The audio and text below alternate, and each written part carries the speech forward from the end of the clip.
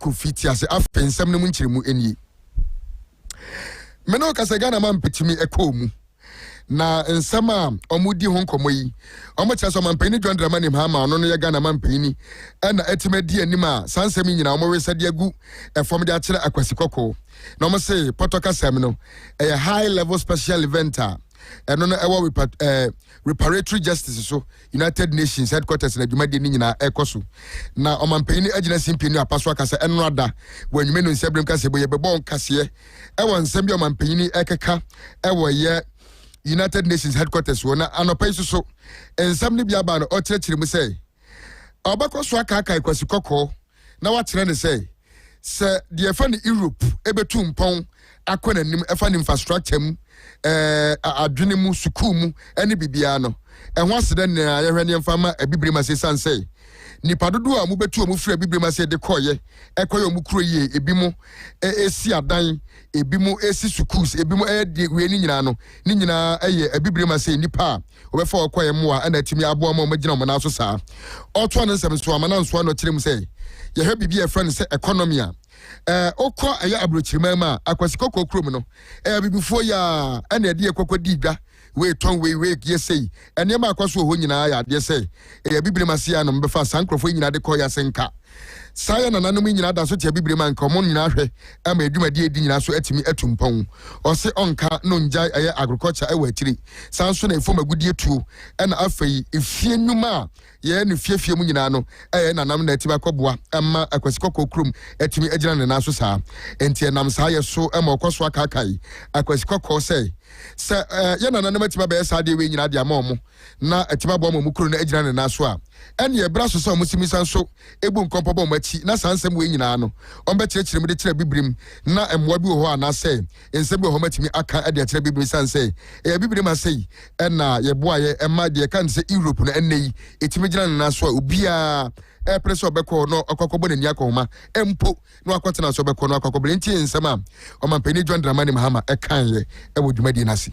The legendary American jazz player Miles Davis said, and I quote, "It's not the notes you play, it's the notes you don't play." When it comes to the contributions that Africa has made to enriching Europe and building the so-called New World, the silence is deafening. We have paved roads through mountains, we've put down railroad tracks, we've constructed buildings, laying brick after brick. We have cut sugar, cane, we've picked cocoa and cotton. We've descended into mines to unearth precious metals and stones, and we have wet-nursed babies. We've paid the price of admission with the blood of our ancestors, and still what greets us at the door is silence. What we're met with is mythology. And now it's a Ghana man penny John Dramani Mahama and Rada. Or the Sansemi Tudra Ewo, New York, United Nations headquarters, no pepe, and a Ghana swafo, no Raman and Samso, on the Manam for Samuel Kudeta Blackwa, Esugina Simpina, Password and Semi Tudra, and a Otchim, said a year transatlantic slave trade, native course, when no Chim say, Sa high level meeting, yeka. At the reparatory justice Unino, or Mampani John Dramani Mahama, I resign 7 good dada. Nana Brasso so Timmy and say, a baby say by Bassade Baya, and some I go on, obey my catcher yourself and Enina, and no, and a wing, and untino. Said ye, Reno, yes, say, ye pepe, ye, and I fine ye, said the bay, yourself and Enina, but yes, a bibrim, I be at your boy, yourself and I, baby. In recent years, the international community has given greater attention to questions of historical accountability and the rights of people of African descent across Africa and throughout the diaspora. Efforts are underway to document and preserve the historical evidence of slavery and the transatlantic slave trade. Governments, scholars, and civil society organizations are working to recover archival records, lived testimonies, and material artifacts that bear witness of this history. Initiatives such as Barbados Reclaiming Our Atlantic Destiny Road Program illustrate how societies are seeking to safeguard these records and ensure that voices long silenced by history are documented and remembered. It is within this broader context that today's high-level special event has been convened. The gathering offers the international community an opportunity to reflect collectively on the historical realities of the trafficking in enslaved Africans and the racialized chattel enslavement of Ghana so for Raman and some so the man for Samuel Kuje to Blackwa and out to say or the San Semi to Granina our high level special event a coso our year United Nations headquarters and New York Nina our reparatory justice so and out to the San Semi at Tugano and upon Sebrim Casebo and was so with your angel Ediokunisi actually poba because you are 27 so now ya consent for from now sentiment beto just say a year Ghana Gold Board at the contract ama Ura Standogbe no deputy chief of staff. Say Bank of Ghana and Sakraya na fe insie bia mo pese ekoso no onom dia hye ne nsa so hwe na ontumi enye. Nsembe tu Ghana na akwode be jesrede. Amanfo ka ho asem titiru ene dom kuma no ti akotie ti ni dwa ho nsema eno moka na enrada impeyinfo fugina simpeni apaso ne nsentwerefo di nkomo ekyerɛkyerɛ mo de mo pese impeyinfo hwe na mo yɛ mo wei eye nsema mo de to eye nsentwerefo anim onimanyamfo no na yɛ mlase badwa ndi mamamfo mo wo odotobiri abato mpeso na so onimanyamfo Anthony Mmie na de samsemi tudwa ɛwɔ yɛ mlase badwa mo no ɔkyerɛ sɛ ensama aba no omo de enye se bia sabesabi omo tan aban no anase de Gold Board aye no eno mu kiri da bi na emom no wo mususuye mu ene omo nhwemo ma ye ne kire se contract de ama Ura Standogbe no sabesabi mpraduasa enchewato bi wo ma omo susu se ehia nkirikiri mu enam saa ye so ema me ne okasai dom kuma wo blase bedwam atima trakrata tetenten e de bi dia commerce special prosecutor sanso and Commission on Human Rights and Administrative Justice Rajifo and a Criminal Investigation Department and no Ghana Police Adjumaku CID Adjumaku no so muntiminya emu enhwehwemu ni nyina na se omo kire se contractor omodema Ura Standogbe no sabe impreduasa emu na ho mo no mu se contract no krampo no emu nsam bebri enam saye so ma se do mo nkan bebri no omo hwe se emna kwan so empemfo yi behwehwe anasa so yi behwehwe contract omo de mo Ura Standogbe nim no ma hwe sika ekomu de omo ye sika so omo de ye na afresh so no ho nkontabuo nyina omo timi bebu de kire Ghana fo esanse ni nyina Ghana sika na omo de ekwakoye na owura anasa onimanyamfo Anthony Mmie gina simpie na apaso ene nsentwerefo twetwenkomo efa contract Bank of Ghana diama dabi Ghana Gold Board ediama Ura Standogbe se onhwe na onye nsakraye no nsiesi Bank of Ghana no yentie nsama odi tudwa wabra no nsentwerefo edi nkomo ni bi. And this has been our final stop. That is the police CID headquarters. And our main mission today, we presented petitions to these three agencies or organizations to conduct an immediate investigation into the contract that has been awarded to Standogbe by Gold Board.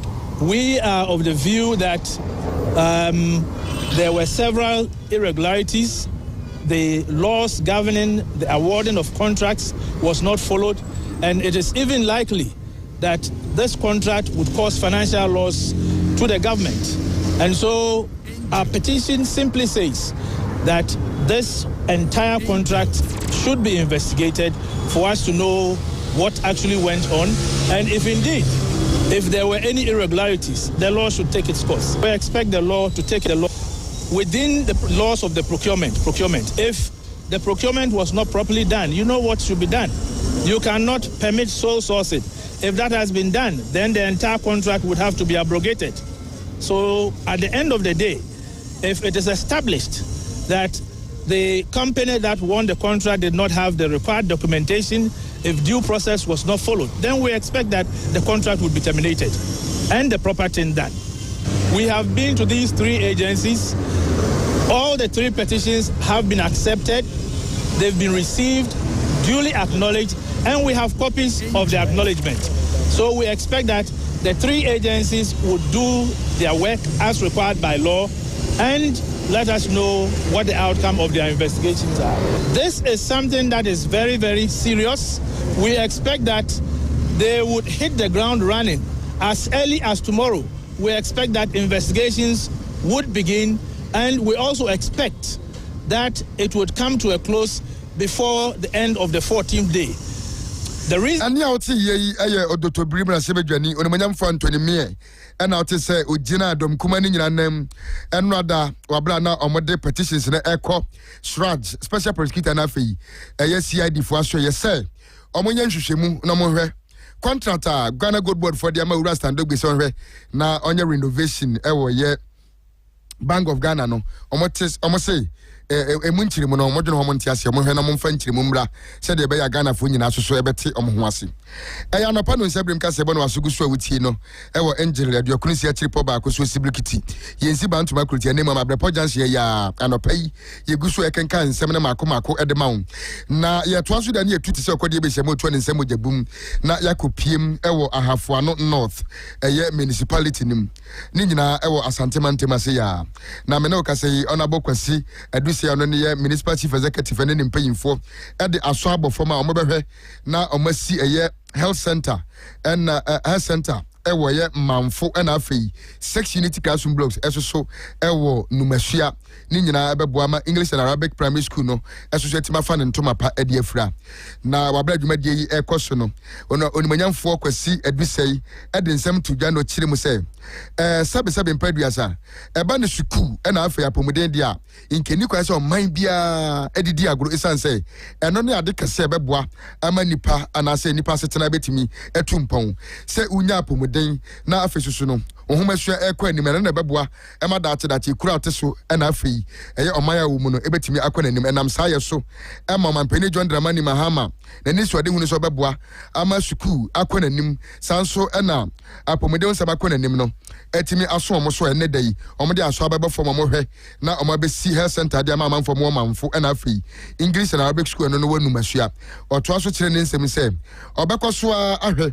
na wama mpanyimfo ate ase se omo ba nso omo beboa ama afei mpuntuo akoso ewo ne mpeso ane so ne mo ma so omo ba bedi agro omo behwe ama obibia asese otimi enya eye national cake ni bi ne so ebenya ni nyina ye de omo sha ase omo hwe na omo ye yentie nsem a onemanyamfo kwasi adusai ede tu dwane babra omo de aso obofom ewo ye manfo na sene o mampanyi na niso ade hu etie se ohwehwe Ghana mabunu ana ye masa ye betete won yie no ne da ye so ni bi na ne mabegina na nemu a me de aso abebo fom na ye baba bebesi 6 unit classroom e de ama numesia for office wo mu bi ladies changing room and girls changing room e wo mu bi office e wo mu bi store e wo mu bi e chese edan mu a se emofra e wo ho no sua de a ebeboa na boa ma teacher for so ase won kra mo mayi won adwuma yi eno na ne nimesua for wa we school ye wo mesia ade hia won ache na wo hwe manfo health center no kreni emodin bo a adwuma yefo a omo hwe yapomudin ho ewo ho no ebo no ye sonko nti hafo no for hanomfo enipa frimiamia ahodo nyina even including yendese capital tepakrodua no kra nkasa kra ba eye manfo eba beje ayarehwe saadi onomanyamfo kwasi adusai MC ahafo no north na oteso de sanseme to the no ye pepepe ena nana kwakuku amotoso mienu oman hene owo manfo nana matena nkonwa edi aseda PSA de ma MC na afa yaban se ekoba nyina no omaka amanfo mo manfo no mobeye enema ntese edi amomo ni nyina beboa ama manfo eni nkura etwa mo ho ahia ne soso ebenya apomuden pa se ye ka se ekuro bi apomuden pa ni nyina beboa no wie pepepe na nana eto aso de nsem to MC anim no kire ne se de oman ne de omani so se de dikaka na sase no na emomade ba ko so da na koma so behwe na aban na ayama no eye kwan a efiri manfo eko eye akwasiase otase kwan nye kura na senani swadi hunu ne se obeda sore na kwan ya kaso tuntuntuntuntuntuntuntum ko talibia enkaba na depa no beboa e ma ne manfo e na afesusu no omo fa kwan ne susu no asere owie pepepe no to aso no kire mu se obototo asere aban ne se na nanom atena nkonwa eni mpanyimfo mu okro mu nyina atwa asase ya ntam de ato dadaada a omo twensa aban beba no aka kire mu se he ene ye besi secondary school dia ma wosen kanani beje papa di ohia ene community senior high school manfo se da bebe ye beboa ema no soso no ye ntwaso school no ebi aba ne mpotam wo na se ufri jesesa wato aso akọ school e wo manfo ni nyina nana ede to de ntie se nana kwaku kwa motoso minu ede to dwane bi you say e go be pi ni sania Zia. Yes, I see that. Zia. Zia. Zia. Ya passe só se dia. Zia. Zia. We need the kind Zia. Tinete say ni que say você aí, você ya catch it. Zia. Plan it off forever. Zia.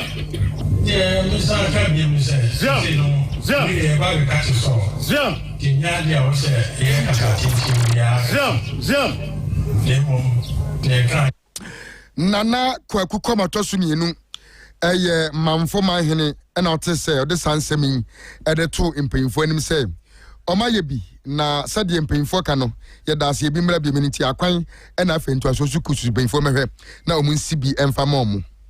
Bra Facebook ne so Angel FM Kumasi 96.1 anopa yi ensem no etwa no Frede wo so ye to ansem no so ne akoye nim enkrapoponi mantem ene ye kwakopie na me no kasa yi ena no duada nsubrantam bi eto won krapoponi mantem enam so asai ade bebre e wo pantan eye hospital en chance dan amaso de ko na afei adan bebre wo ha nsuo ninti ama eho aka wo kire se eye na no duada nsuo eto ye beye anwumre no wotwe ene nam so ma san nyema nyina esi ya ye no kasa yi eye female ward VIP ward no ward 8 me no kasa de ho nyina etumi asai san so na eye generator building e ho be kire bebia ye de generator kase ni sise de be ya nkane akwa omo be so ma eye hospital ne so enya nkane no wo kire se san nyema ni nyina so etumi asai na opinion ne peyi kwanchefo da pantai hospital no doctor yenu so malog eden sem to dwa no chirim eye esaya insu etoye na asenioma na afei emo ampinfo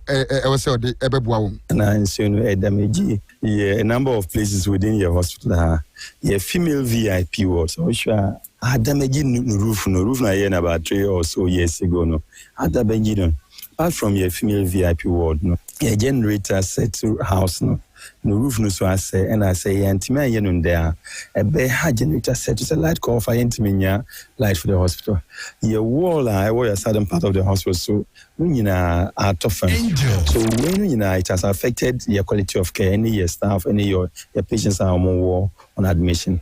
So yes, straight on my straight Ministry of Health, straight MP, straight opinion for MC Nubia, Mombe Boy, because Pantan, a number of challenges we should be we are going to really suffer. So should they ask Brofobek as a clear and present danger.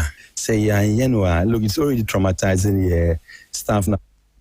And now Dr. Yenuso Malog and out to say, or then 7 January Pepe. And unit committee chairman on our Panther electoral area, Honorable Adika Kwame Prosper, then 7 January said, yes, you know, Omuhia, a year, and to say, any ya, said the Beboa, not Dachi, Sansema Yahune, a be enquisibium, name empono, the assign Manimia, and the Bevania says, Bea, a day out of so and I free, as from Diabe Braman for, and a year I alisa for more Pantai, I Anope me ba ohwe ward 8 inframano ana insona etoye no ama omo iron sheet no apeja afri dan so mera inside ohwe nurses for na they are not in good condition and also the patients inti anope the kotodwegu from mefa akonya we so asre ye honorable MC any ye MP any ye regional minister any ye minister of health honorable Akando say omadaroma omo meye hospital as quickly as possible, this thing can be fixed so that the patients will have comfort. The health workers can also have akumatoyi. Honorable Adika Kwame Prosper, a unit committee chairman of Panther electoral area, and I'll say, on also a day a year, and this summer to pay for them say, Nadia Esiwa Pantai, Abaya Resabia ono, Yevena Yemfancy Sima Papa, and Franco, Jawi so, Adjaba for the Dinkrat a bar, Yabaka Kuika Sebono Amanoni. Hey! Masana pana chale ma Jimmy Mixi. Ejina bontin na me feel frisky. We from me na me from part chale lessi. Mixi tane hot. And ma me feel good in a sasu ye testy. Me num no studio am in ko off key. Choco no me tia na me name bestie. Mixi tane hot. It's sweet oh. Great new test for the inside. Uno more banu ahu. Ya ka when hot water pet. Mixi tane hot. Greater attention to questions of historical accountability and the rights of people of African descent across Africa and throughout the diaspora. Efforts are underway to document and preserve the historical evidence of slavery and the transatlantic slave trade. Governments, scholars, civil society organizations are working to recover archival records, lived testimonies, and material artifacts that bear witness of this history. Initiatives such as Barbados Reclaiming Our Atlantic Destiny Road Program illustrate how societies are seeking to safeguard these records and ensure that voices long silenced by history are documented and remembered. It is within this broader context that today's high-level special event has been convened. The gathering offers the international community an opportunity to reflect collectively on the historical realities of the trafficking in enslaved Africans and the racialized chattel enslavement of Africans. In recent years, the international community has given greater attention to questions of historical accountability and the rights of people of African descent across Africa and throughout the diaspora. Efforts are underway to document and preserve the historical evidence of slavery and the transatlantic slave trade. Governments, scholars, and civil society organizations are working to recover archival records, lived testimonies, and material artifacts that bear witness of this history. Initiatives such as Barbados Reclaiming Our Atlantic Destiny Road Program illustrate how societies are seeking to safeguard these records and ensure that voices long silenced by history are documented and remembered. It is within this broader context that today's high-level special event has been convened. The gathering offers the international community an opportunity to reflect collectively on the historical realities of the trafficking in enslaved Africans and the racialized chattel enslavement of Africans. In recent years, the international community has given greater attention to questions of historical accountability and the rights of people of African descent across Africa and throughout the diaspora. Efforts are underway to document and preserve the historical evidence of slavery and the transatlantic slave trade. Governments, scholars, and civil society organizations are working to recover archival records, lived testimonies, and material artifacts that bear witness of this history. Initiatives such as Barbados Reclaiming Our Atlantic Destiny Road Program illustrate how societies are seeking to safeguard these records and ensure that voices long silenced by history are documented and remembered. It is within this broader context that today's high-level special event has been convened. The gathering offers the international community an opportunity to reflect collectively on the historical realities of the trafficking in enslaved Africans and the racialized chattel enslavement of Africans. In recent years, the international community has given greater attention to questions of historical accountability and the rights of people of African descent across Africa and throughout the diaspora. Efforts are underway to document and preserve the historical evidence of slavery and the transatlantic slave trade. Governments, scholars, and civil society organizations are working to recover archival records, lived testimonies, and material artifacts that bear witness of this history. Initiatives such as Barbados Reclaiming Our Atlantic Destiny Road Program illustrate how societies are seeking to safeguard these records and ensure that voices long silenced by history are documented and remembered. It is within this broader context that today's high-level special event has been convened. The gathering offers the international community an opportunity to reflect collectively on the historical realities of the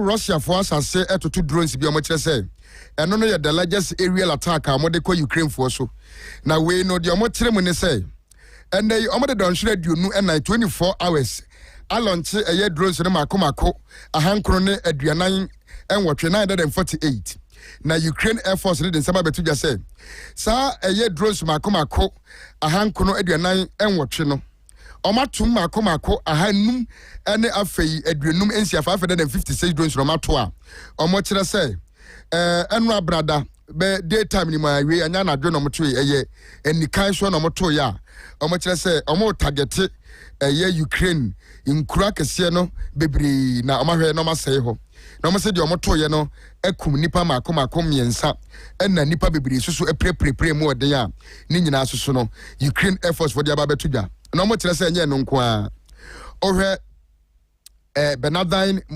monastery and near 16th century mu na yesiye and near part of UNESCO World Heritage no omo kire say sad drones omo tui etimi adwiri fa na to agu a omo kire say ombekọ so ato so ato drones ni bi e de atoa Ukraine for omukromo no mahwe asai niam bebiri wei ene nsama Ukraine for da bi Russia for the ababetudwa ntimi no ka say drones makomako 948 oma launch no oma tumu 556 oma kum nipa miensa na afesusu no nipa bebiri na prepare mu odin ewo Ukraine nkuro akese ni ma omogusu omo senior mantin kai ba Russia for say yamfama Ukraine for no so mugu so a ebeto ebi e de aba mo so a mo kire say entokwanenya de eto betwa enne anase kire mugu so a ejina Ukraine for so nyina we so ne yamfa no pa no nsiabrem ka se ebo ni nyina emfansi aseda na ye de ma Nazareth Fisheries for say o maso musika fam emeden sem de ba ko ne kopa bi na so eto live catfish ne ton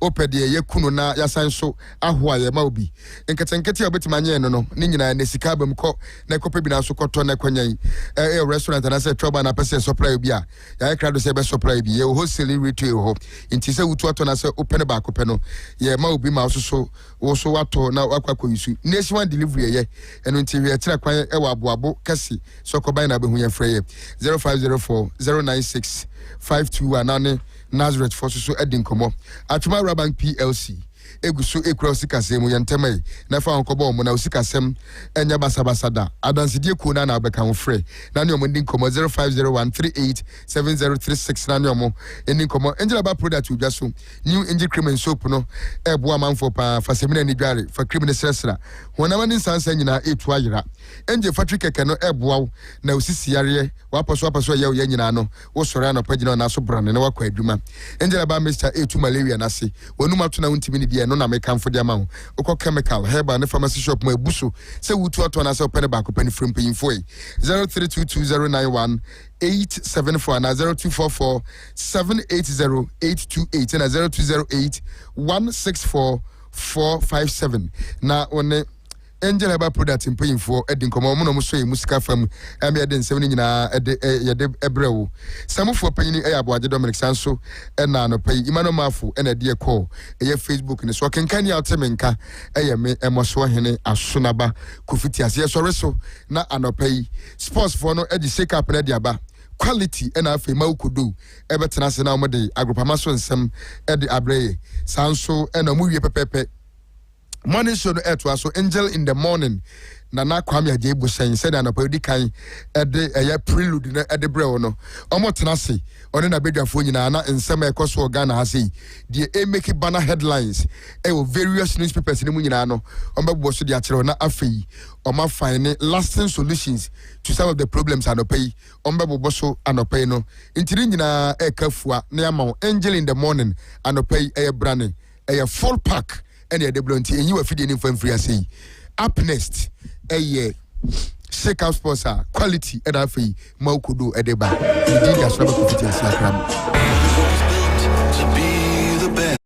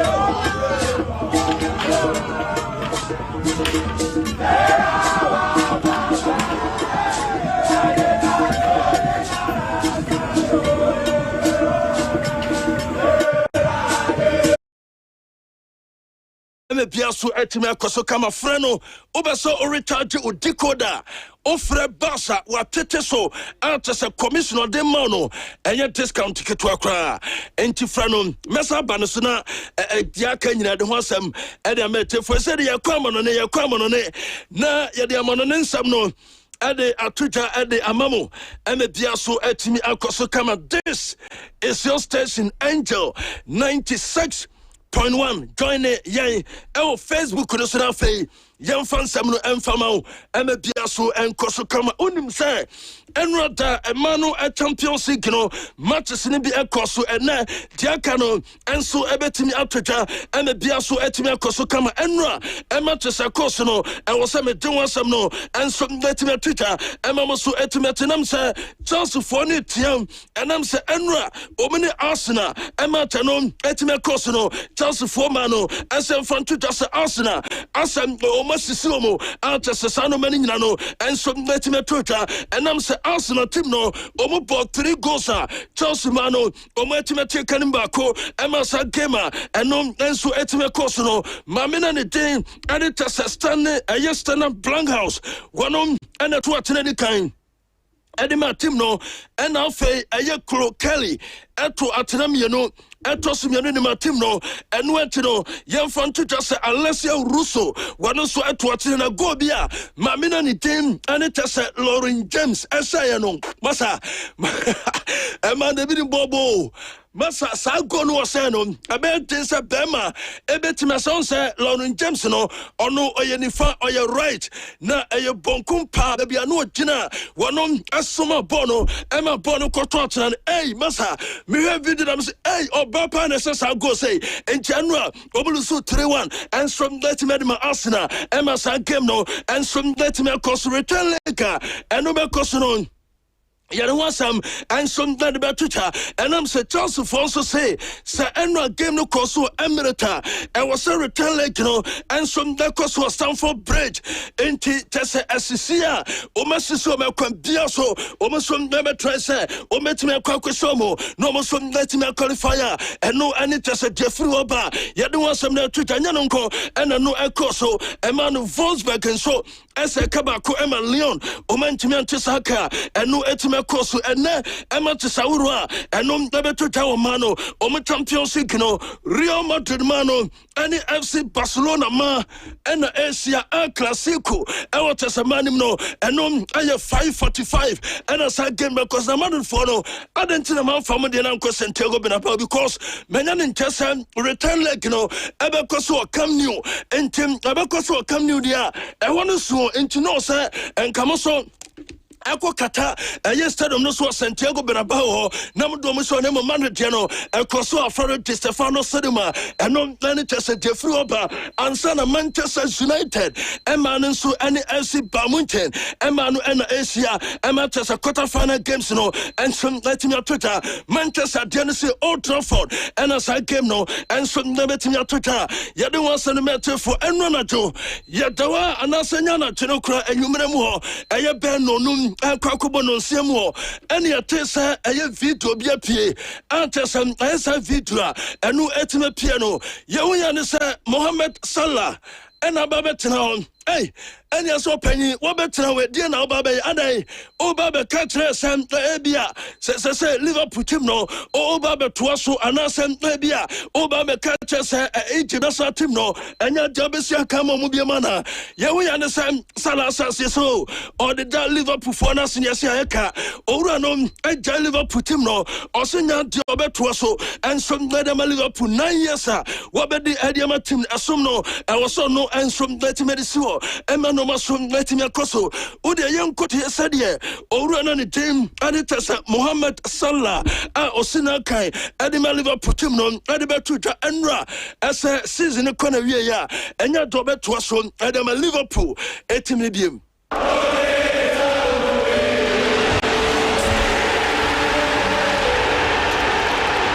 Hello everyone. Unfortunately, the day has come. This is the first part of my farewell. I will be leaving Liverpool at the end of this season. I wanted to start by saying that I never imagined how deeply this club, this city, these people would become part of my life. Liverpool is not just a football club. It's a passion, it's a history, it's a spirit I can't explain in a word. To anyone not part of this club, we celebrated victory, we won the most important trophies, and we fought together through the hardest time in our life. I want to thank everyone who was part of this club throughout my time here, especially the teammates, past and present, and to the fans. I don't have enough words. The support you showed me through the best time of my career, and you stood by me in the toughest time, is something I will never forget. Leaving is never easy.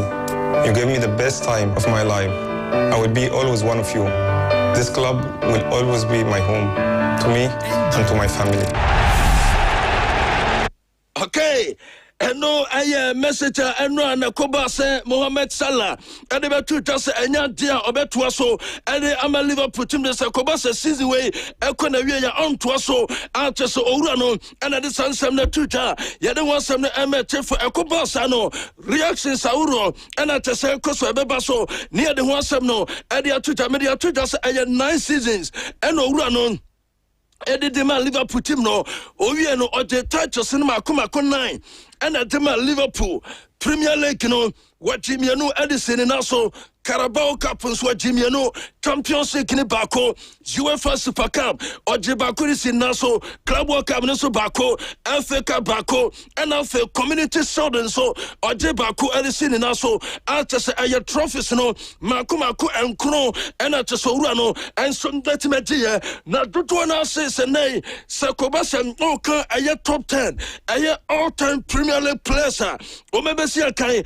edema Premier League na untiminka enya Salah our top 10 him and I'm say all can goals all-time top scorers our Premier League no wano etosima kuma kusai after say nay ano ayete Liverpool team no owura no ampo etuma ata se enya sam kitwa kra ene assist no ono som na ekona nimu a enti ohwe ata se Premier League na ne goals no enso e wosoro ata se atewa sam no edemete for Mohamed Salah sensa wano join a Premier League no mame fan to just say goals and assist no wano say 281 goals and Salah say Son Heung-min atosim ye no 173 Hurricane 169 Kevin De Bruyne 150 and after Bruno Fernandes one esina kanima team no 137 goals and assists no since Salah and some that join the Premier League no and yet this our story no and some that team their Twitter and mama sumatina and owura Ore te se gosa ene assista oyeye edema Liverpool team na 9 seasons no about 433 games and about my Liverpool team no also 255 goals and oye 118 assists and owura no aye ntisa uka aye goals and assists edi aboma aye 373 and Salah and some that me aye de man ho and no ane te se defru oba there is a story no and some that me that to besa ba aye nsam ne so near the one some no and your Twitter unim say nyame atoma ayade say aye Poland omunasal team no ombabo game that dey Albania na sa game na be koso no se ko ba se Albania as a Polander where in a film because a playoff and the man a World Cup to media and on Tabetime course in Timatese Sakobasa Poland and Timan qualifier where able to me at the last game or run the team Adita Lewandowski able to me Asia Kai and so let me Tamatimna Yadisa story no Adiamete for Emma Musumatimati name dear ono tata no obe ni bia onya yo na yesinra oni abusiafo no eko cinema ase atese omuhwe sini bia ye wonya ne se ne ma phone atese phone so o tata ne se na wo football na petata sa no entem ne ma ne de masa onu bibia wa bio atese enra ena sa story no and so ebe tocha ye de one some no e de mete for ye ka Liverpool some no menya ne chese salana okonom ese liputim no eba be draw e ye lisa e wo se omudi bese owura nanai no bese akanima tim no already Liverpool tim ne hu ni se omudi e ye Alexander Isak and ye fan tocha and so that say e ye from Vita Bino omu esese e ye puno e ye problem ne kakra na menya ne chese owura ne ti ade chese Michael Olise and a Liverpool team non area to say umpese omutini besi aya Salah anai ema no maso letimi akoso Liverpool force Salah ejabe 450,000 a week salary and some letimi atua aya Olise and some betimi ababe fele name Olise reps no aka Liverpool force samo pese mo be fa Olise dia I just say Champions League next season mubobi sama mobi dia enya de Olise no and some na me join Liverpool team no antasa no ani defuru oba ye de wasam na church bereti ese esina kanema Arsenal team no onsam aye before Carabao Cup final na course no na o prior to wensia kan menya ne chese be 4 weeks onom ebe tafia ontimi sia kan and from a team no and not the Real Madrid team no o me ye training and not training na course and it is some and it's etamile tau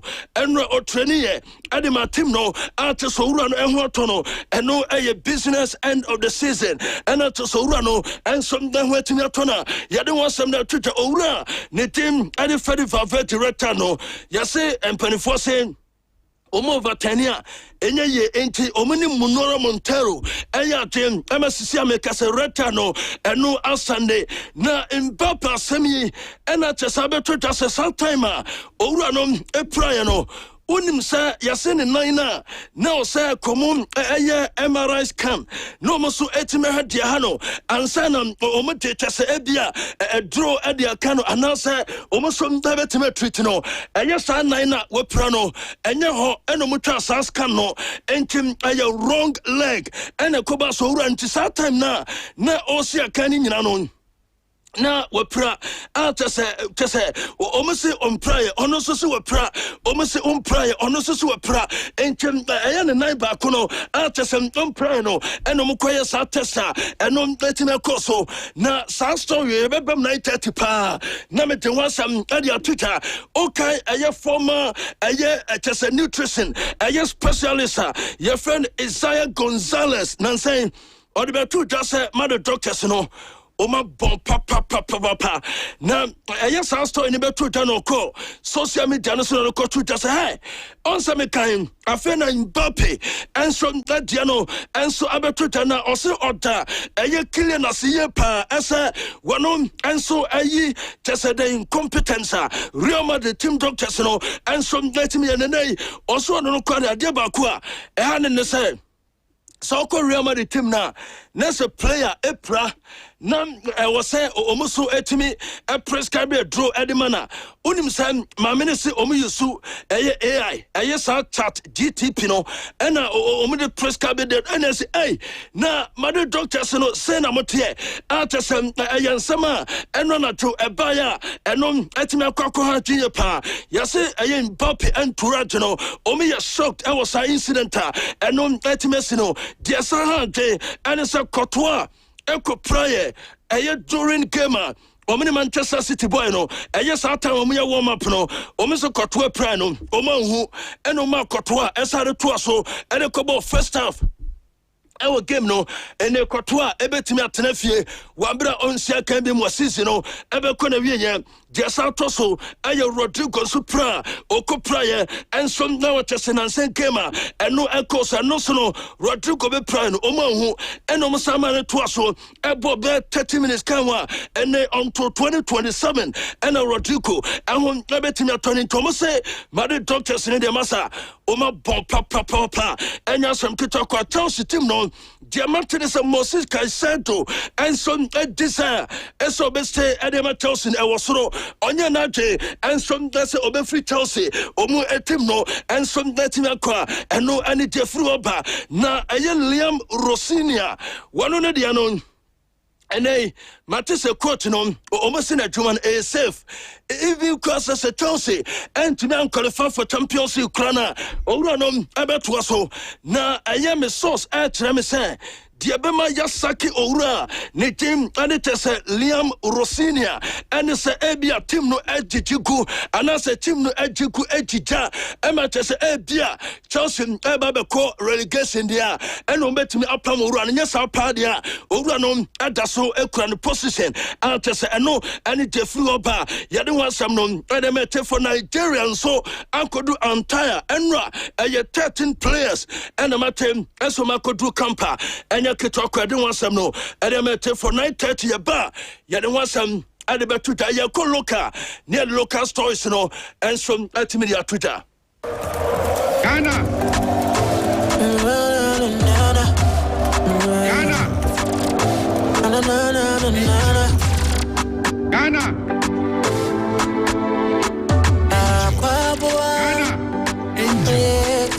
KCB. This year we go do wonders.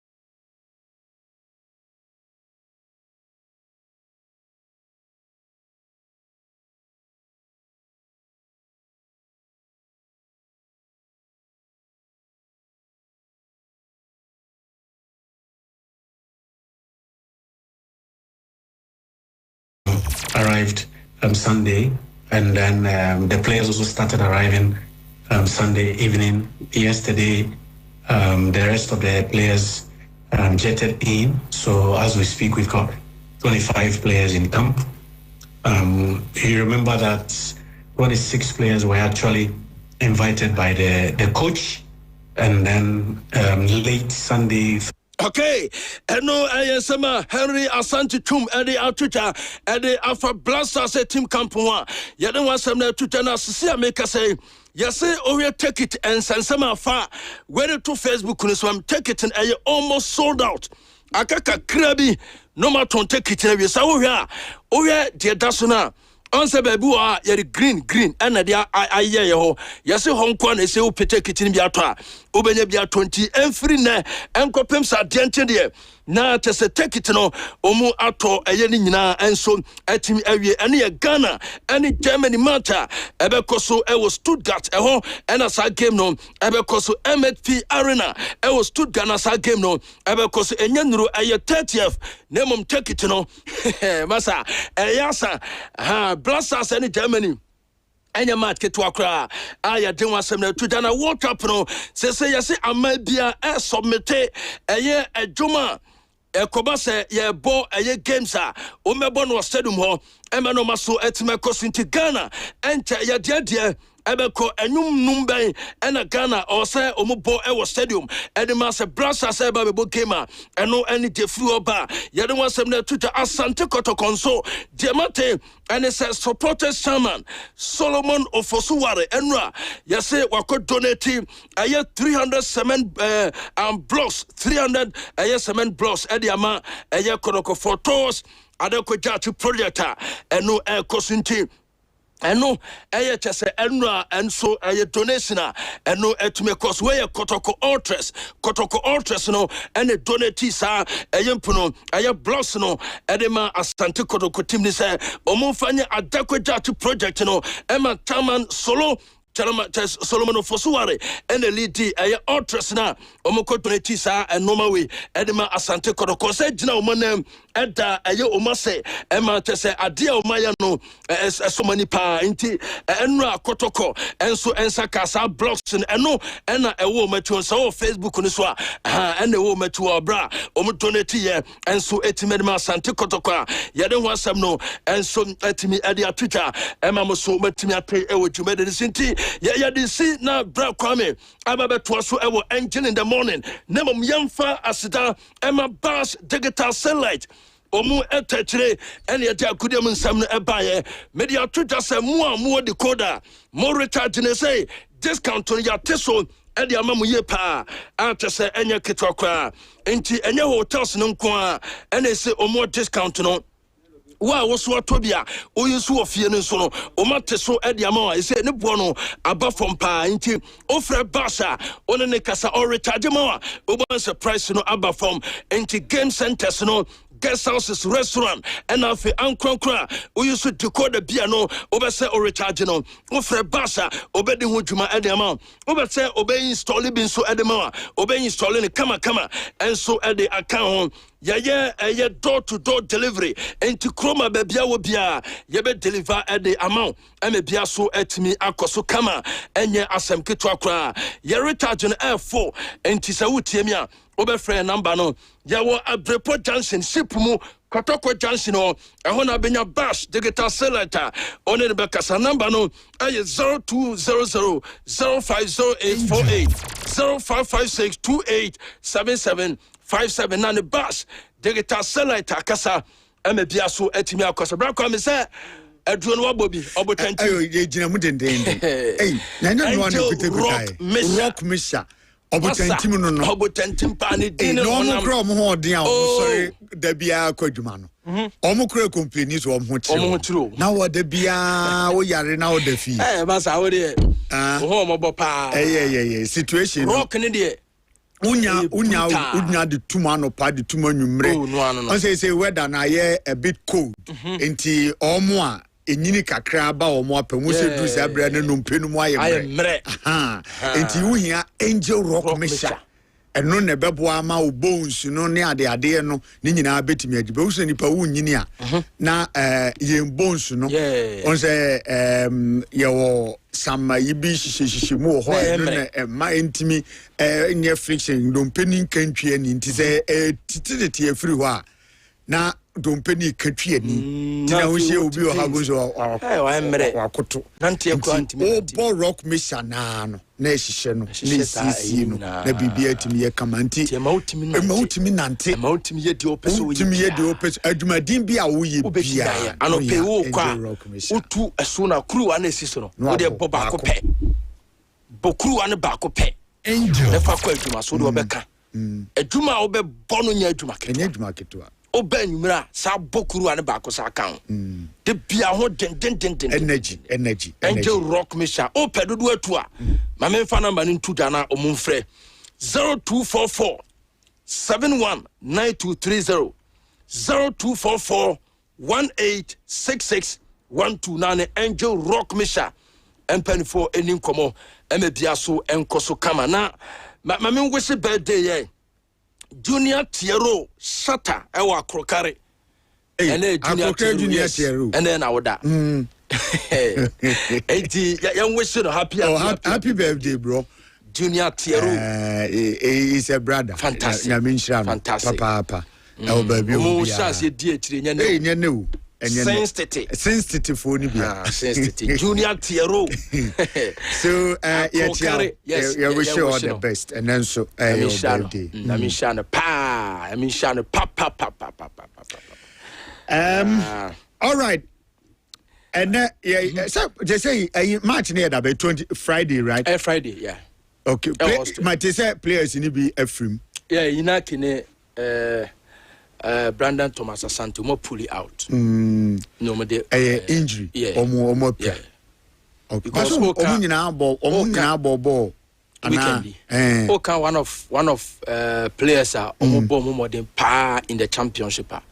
Brandon Thomas Asante count. Yeah, Coventry City.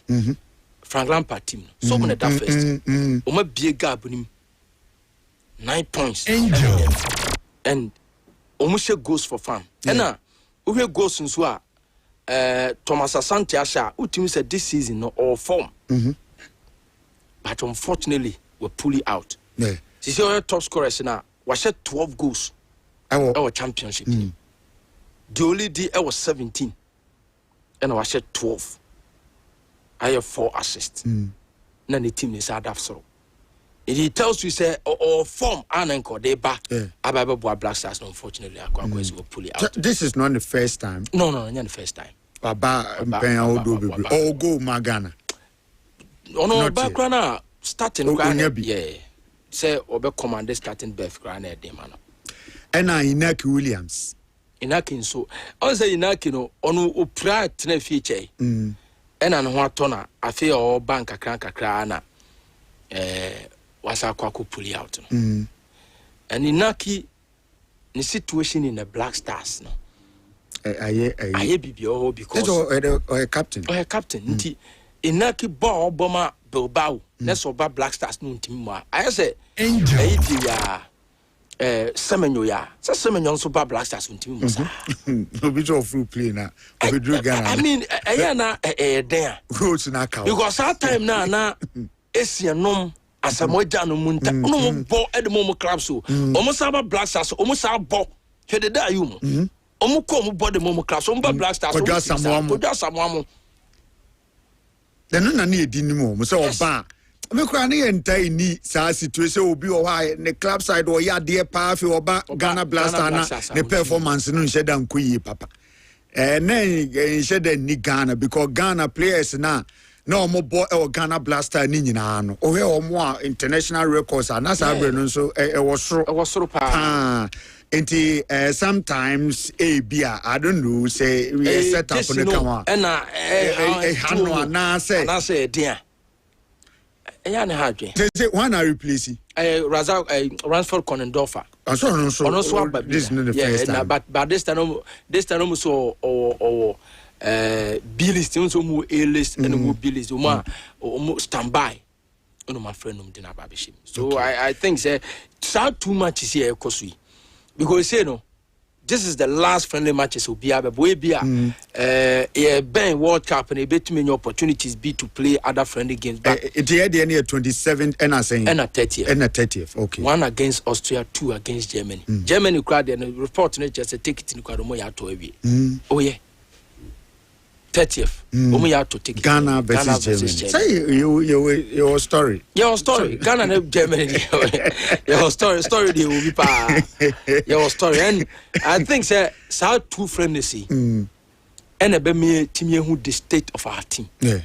Say going into the World Cup. a money boy betting your ball. Water. Because you intimi use omo form omo club side because do na or form club side but Bagana the performance you bet me about Kudus when they also can World Cup okay na Kudus waton and I hope say no time na every Ghanaian player Salisu cry bomb pa say no Satan na waton omo bet me about it too much is way omo mienye gidie bi wom say Black Stars going into the World Cup. Bia, you need to deal with team nim say in group no Croatia, Panama, England. You bet me a scale through. Bia bet me a third best place team they are qualified. But sad 2 matches against Austria, against Germany no. Say money bono kosura. Ebema Black Star na Ghana phobia nya GDS. Ye team ye ko tournament na be. Okay. But say ye kolusu bia we 2-0. Ebia we 4-0. Eba sana na gidie no eba from still. Yeah. First and so you call World Cup and Kasa teams in the pro. Germany England no. Check more. Yes,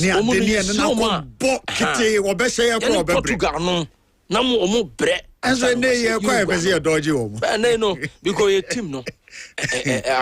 Well, okay. My hala the Shishima. The Shishima Kedu. The fireman. Yetiano. As a gas of Ujinamudin Omo boy Juma din. Nano Paiso como boss room or Nadia so. As she be kama. Omo delivery no so namu. Omo deliver. How mu deliver in Adia Magana for. Aboboya. Ena Kia. And Namusa. How mu deliver. Within Kumasi there. You be delivered. You born a basoli my phone in an open minimum so more be live. I go more sumti. A good morning to you. Company Mangala so. Hey Mangala, I nano me could chair more on the joint to. Hey. I'm the company way. Satam so talk. Na me pemwo bi was outside a company. Good morning to you company. Good morning. Say draw no so koso omo a twa call World Cup no. Oh yeah. Draw no koso. Yeah. Enti dia no omo ye ne den. Draw no dey to from nyan hu how a omo raffle ni city. But I think say penfo a cheche man. Because after we know me did said ade no e wo fam kakra draw no kwan nkrofo be fa so mbetwa because after we ni nyina no wosenka ye hu nkrofo sasa by this time wosenka ni ade because one catch is sika no ne dey call World Cup no so it was yetimi marketing e ko fam na obi ate ase no obi ati participate you get it na emwo ma bi e dey kama say ade no say ina nkosora bezen obi ti ba bia bi obo say senior ye no na no maybe we are also depending on individual donations Ibrahim Mahama ne additional Chatawale mu and Stone Boy mu nyina ado quality that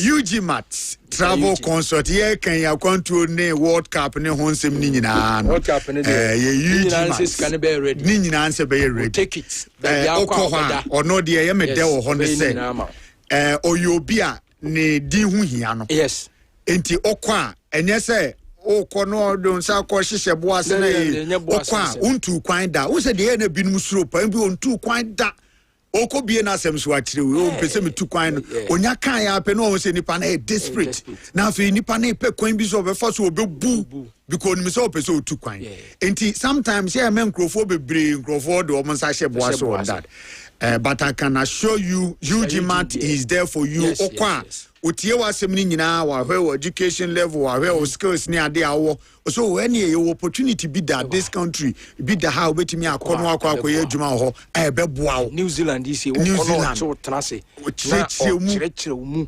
sika wo eni asumdue wo esa ben Australia be new opportunity bi no usika semo so usika idie nke betimi dia ye but we nso ho obetimi dia ye but so person ye we dia just amount options or no di nkomo e ma hu say obi a opeso oboawo no tu hiase eno so UG Mat baby obi a ne na adwuma phone nyina no ye chia wo mo ene anopei mo a mo pese mokọ US mpese mo ko match ni bi mo amopese mo ko tena no ne ekoye adwuma pe UK visa ope Japan ope Germany pese okoye adwuma ho ye 1 year visa ewo ho etwe obi bia ye visa application assistant acquisition visa supporting documents flight reservations na so hotel reservations passport birth set any bibia betimi abo mo otukwan de Eugene Matt Ninchen also you can call, text, WhatsApp, and now bet me a telegraph phone was 0553 944608 0553 944608 and now 05477 40774. Now eno among Kumase Omo North Central or Boogies building no Chiriwa NFI Susofo Lie interchange no enche ho ubihu no obo asenso your last for Yak Towers yene former GN Bank na edin hwe ni muso ko na yentumi mwa akwami asanso na timitu kwan anopai wasori no bomodin se ubenya ahoto kenki eno na anopa bia ubia abo ahoto kenki no ema energy ema de start odani nyina anopa ya oba be start bia o nhyada kro ni enuane a o tai enya sa food nutrients I say boa ma otimi nyini yie no ti obi ho a nyeso onidi odidi pa kamanzo da bia hu na oye basa o se odi enuane a ema enuane nuro ewumu na anopa de ode start today ahoto kenki de di kan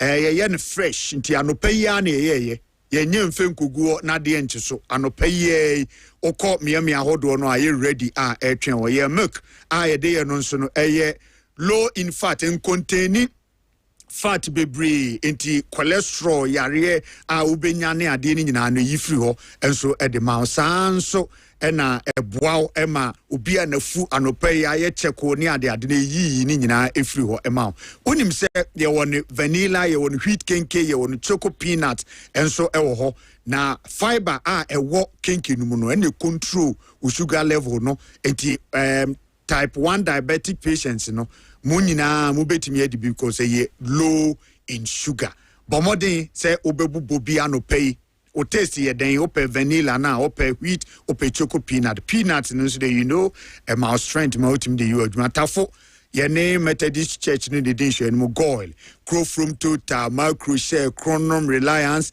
patasi shell sars pharmacy menshia nick petroleum Porsche one kitchen wa report junction haya traffic light no nchewa obetimi afriends or your wedding engagement or your party ana no pay person office breakfast yen serve mo breakfast ana mo person mo de lunch ana mo person mo de dinner the mo person mo de bia fre 054901 0000 now 0504 13 2727 0504132727 a hot talking or say anopa yeah say ya onimako a join me e studio ha say me mo ache Kwame ya obi ade ene ye da so Ghana man tinum ti ba say ya onimako wa hye achichidi achi achichidi achi na ehye no amati ase asa achichidi aso de na chi su den na chi eden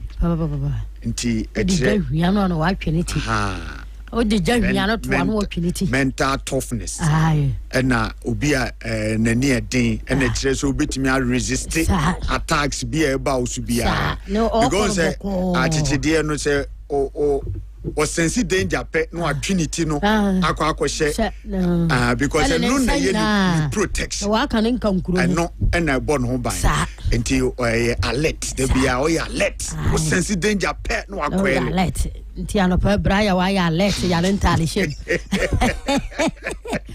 so wa sha chichidi ya chichidi o ya chichidi ti wa twinity nkoro wa ya alert ti anopa wa be baro so wa ya alert yo Kwame na ye wa chichidi ani mu ho eka mi hu wa chichidi ani mu so a ntoba bi o de ya chichidi ani mu a ye be bi enya bad munye na nim se na chi wo no se na nim no nya bad de o se bia na obeko na nim no se de ka se na chi na eden no bia na nim no emre se emre sanso a na obehum no na ense da emmoa nti se basa de a na je se ni ye beja ya but nanim no so be ye kamade a ene yesra mo aboafo omo ye ntoma timi susu ye nachi no omo he so mo be ya chide anim so aka ho na ye mfa no so enconton price system no omo de nachi adom ye ya se nanim no babo a omo fa nanim so nkan mai omo fa nachi so no omo de nachi abanti omo fa nanim kan na adwuma na si enti Kwame dase na wan kasa so you're looking good on the blue.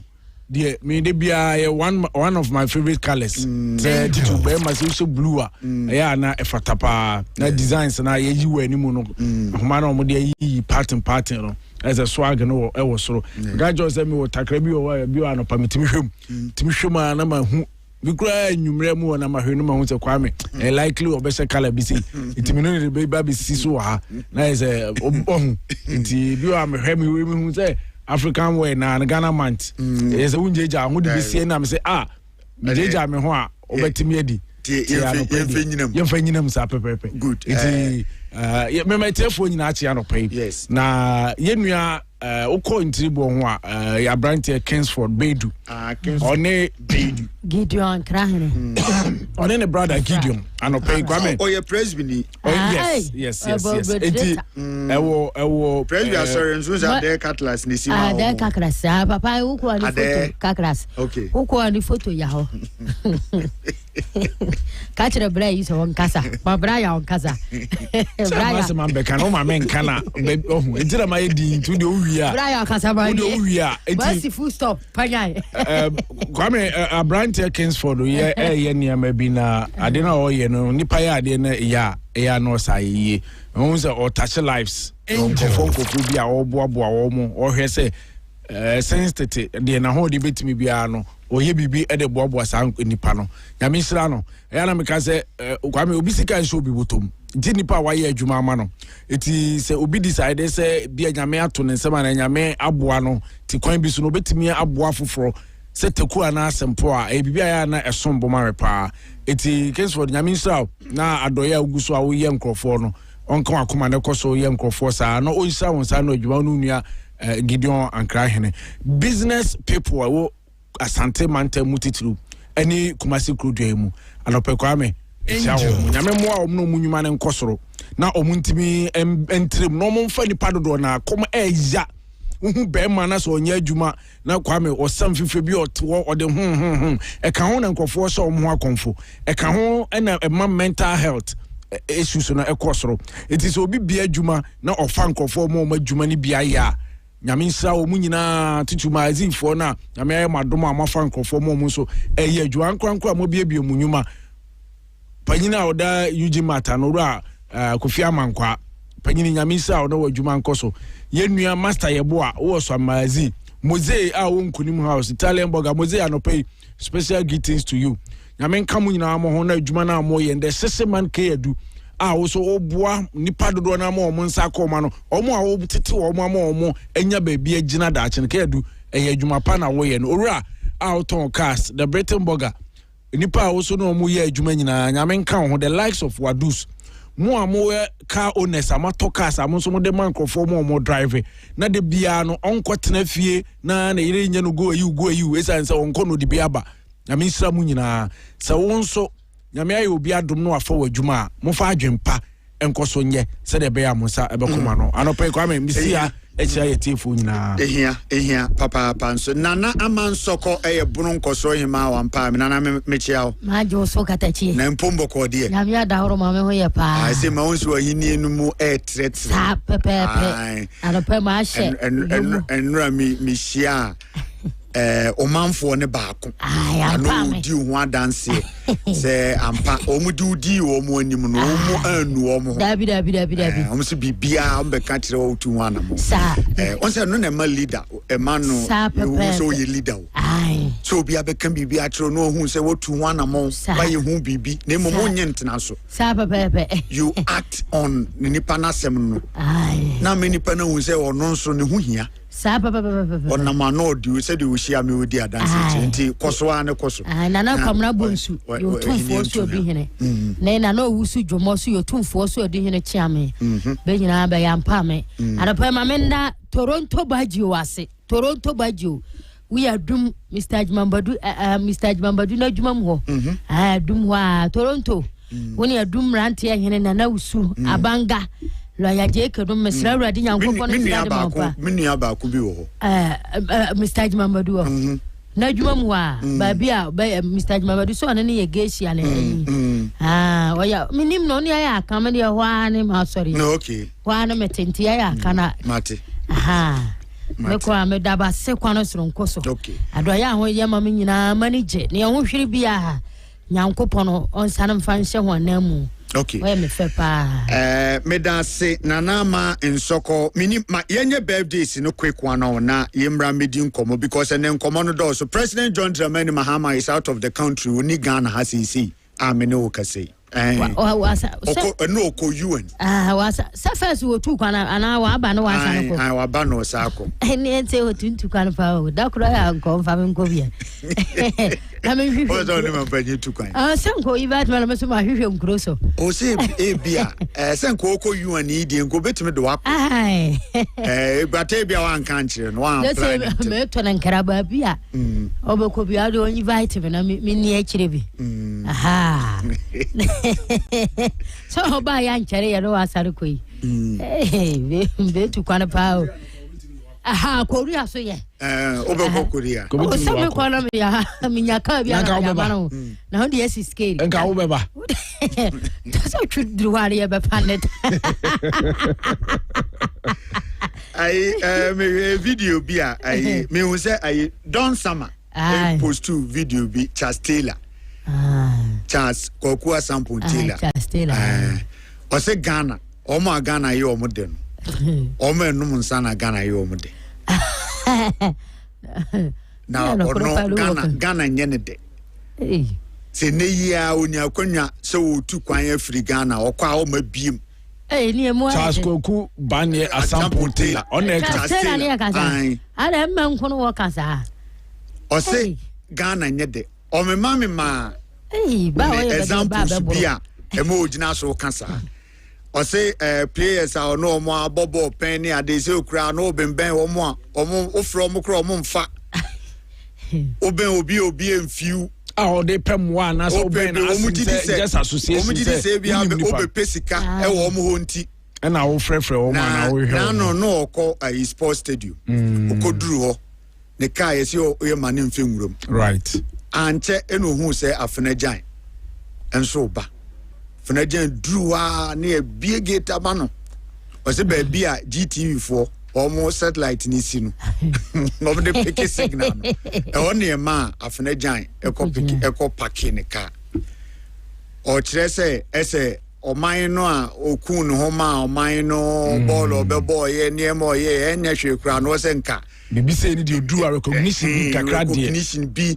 ne ade enti ohun so oman no kura otimo no ono de onya kwanya se ne o free Ghana hasia ne cheche o hwe acha se wa pa kwanya na ba onya akwanya no Kwame be worrying say udivuti na also wasomo man but me na ye card bi kan ho say devotion no say na masomo na mesomo ye na mesomo in all capacity na obobo as a professional player that time na obobo no oboche ya na say oboma o man free and say na yitua woka sabre no yo ye bia no oji no sika so from time obo akra had to folk oba kotoko teams oboye baby I know onam ansa no bepi house no ni na oje ho aketua anansa na wo ye de chese o your mind bapa oje obibia na wo sa oji bia to the extent that so obo Black Stars it no o say national jersey it is a hono or the case or the small minor ampa but that time no ball na obo no o man no na okoba bia na sika bia o deserve ye twato ho no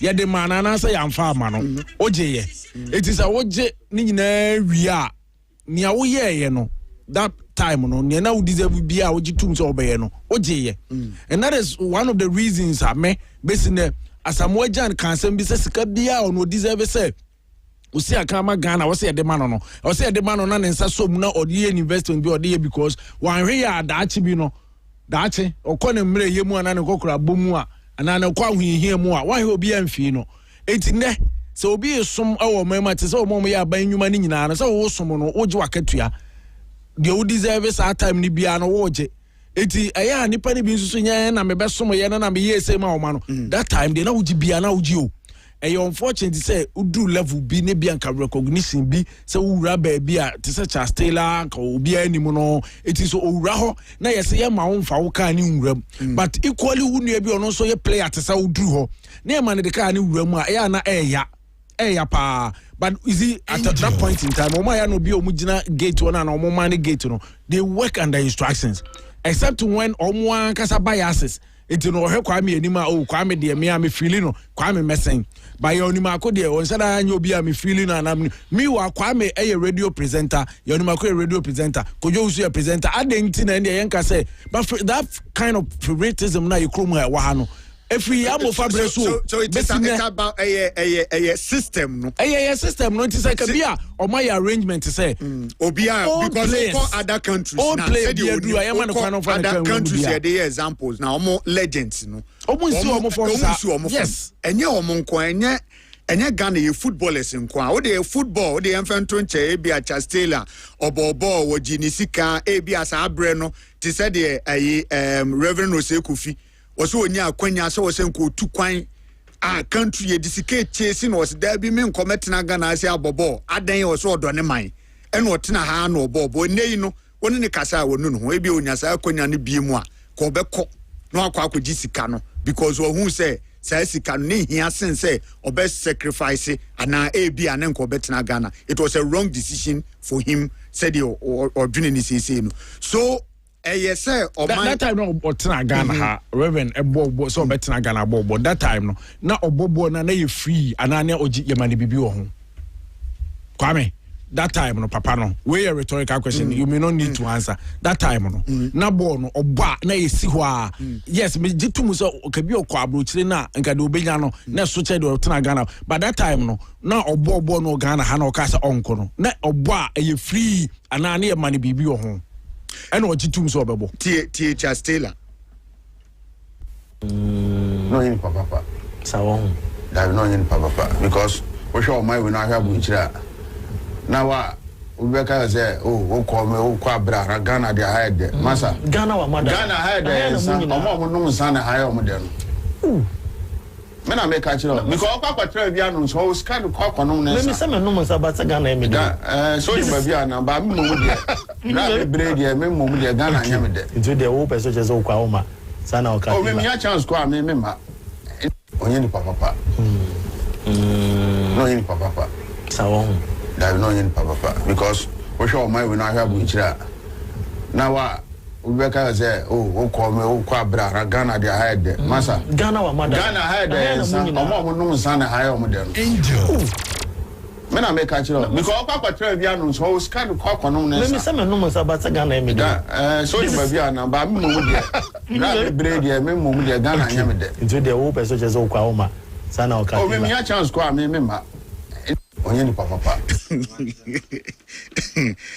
okay so we Charles Taylor oni Darius o say Ember na na boss ankomo wo Angel FM studio say o Accra Angel TV no boss ankomo say ojidi say omo ko ngrofo onum nsa na ni tre oh happy ade o say mu onigi no you are not getting it obi o ha ojisika odene de ne so odebeko holidays eno na me na niche but o jidi say o de wunni bibia mo onije bibia ni wa ma onije obi nso ho sorry ne so ton sanom a eno na me ono nso na niche ba e den ya bibi be wo ho ba mo wani aju bia na ontimi identify why na dream say on hwehwe yes eno why na dream o se nkrofo bebre a wo mo challenge no say niema bi ojidi se ne nko se ne nsaka a ne nsa enya nkae da bia na ojidi se oman ni mom na adi ne hwamo oman no na wo se nka eboa no ma ne nsa etimi kasa ade no na ne nsa etimi anka but we have enkrofo bebra bia na no nyina with the same situation mu no a omo no omutimi stand out see yi a ye kan ho asem nti o de ne ba ne sen say bia system no and now more because we ain't the same system. And will be at me and survive as a system. Nunti about the same now went to me and survive a system. Sometimes you make your mistakes. I am per se a beji and fums watum. Says I dear way anyway. Oh, and then wasn't come here way and sound my baby way. Me say nano ewo Ebra Johnson and say Dunketia, the chairman of NDC, talking about Johnson and say Dunketia. He will be in town today or the tour. Then thank you to. Thank you to. Thank you to. The MP question on if you MP the patch who bondo national chairman or the Ashanti region. He is starting today in the Ashanti region.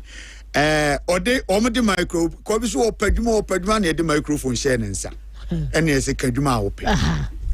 No, now. We saw the microphone now. When to me and cancer me because on him say a be an ahordino. Ain't me yet, say manua what targeting. Last time I can say me so more a deep political party chino. Your almost days so. And your almost a dinner but almost a dinner we are more manable tie say there be almost about better days in so because there's no teswa or appointment bantam. A treasure wow. What to do near my will be a year. I position near the show and so bit me out when why in ye. But all that's what dinner, baby, I would dinner no west, but to say the OT days is so appointment in the infirmary any ye. And you near maybe I was ye. Yeah. Who bet me the aboa. Making sure so you get to the days. You find out or met so no quite fast or matinaso. And yes, the be our because what blame Uncrofo. The be our because how I would no more no was in be our two be no the Uncrofo na or mine oh be having got trying now him ye. Oh, I say we nipa we can oh me no be ko ye adwuma said we see demoni e wa adwuma no kra na man koso the be out the old movie. Excuses no. And a dos. Hwe it say I no adwuma na me kan ade bia obi atworo na o ka bibi about sika a bank of one sem na ono na ntia semu no eya na impimpi na enye how much you are getting but near about one sem no kwan a wo fa so a ultimate toto neema and obi so actual bibi account and say how much you are getting here papa and omumi no argument no bia or point out they can say ba ko che say the sika de ba won sam na so te say den ma na say 1 to 2 ye one hunu say the only busy say na de bi gro madam ase de ya de ne de yeketua bi no on fa gro madam ase enti de bia obehunu no na ase na hunyade no so na kwankro na wo bebre ba won sam no so enti eya na enye about say de bia no na say na so say na amoame na we ni ye say ubusa wo ho say de na wo so wonye ni ye ana wanye ni ye wasa wo ye enya sa wo be wie de bia no blame no eda obi so but be say obi nye obi responsibility say yete ye Kwame me wo enya responsibility obehwe me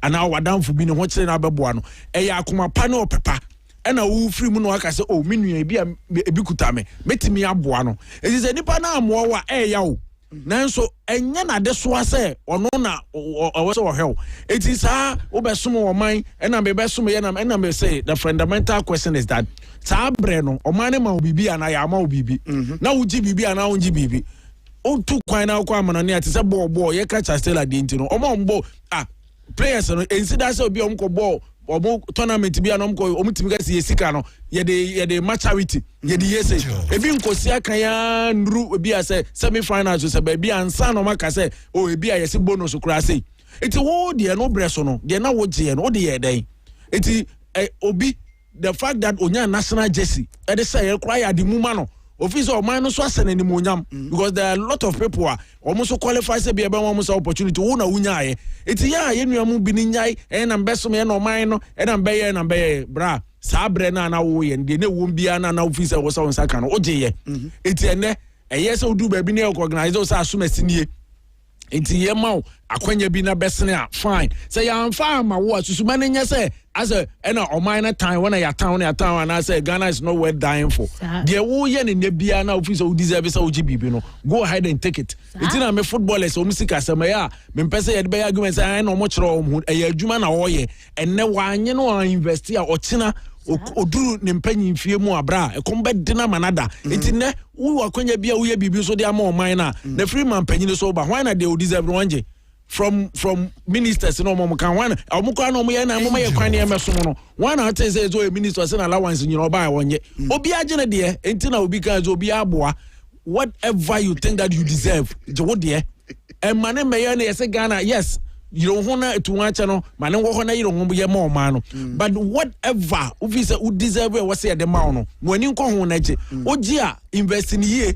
no wo china wonso amejuna amaye na because abre no wan hwe agifo bi ama simple Kwame choices no na define your character your future your identity na ebe shape you your future choices DNA ya obeye obi be decide say obetena fie obi be decide say obeko school obi be decide say obesua ensano adwuma sabre ye obi be decide say ni sika kakra wanya no on fenche bibim no on chase enye bibi that is our choice o choice no na be define no enu na be tire wo future baby a person wo drunti choice bi a wo making in be adwene wo ye very important very important say yeah warrior na wo kwaduma na wo ye you want to study wo person ye then you have to be very careful say choice na wo making no into the future so be na also okukuru sika de akoche no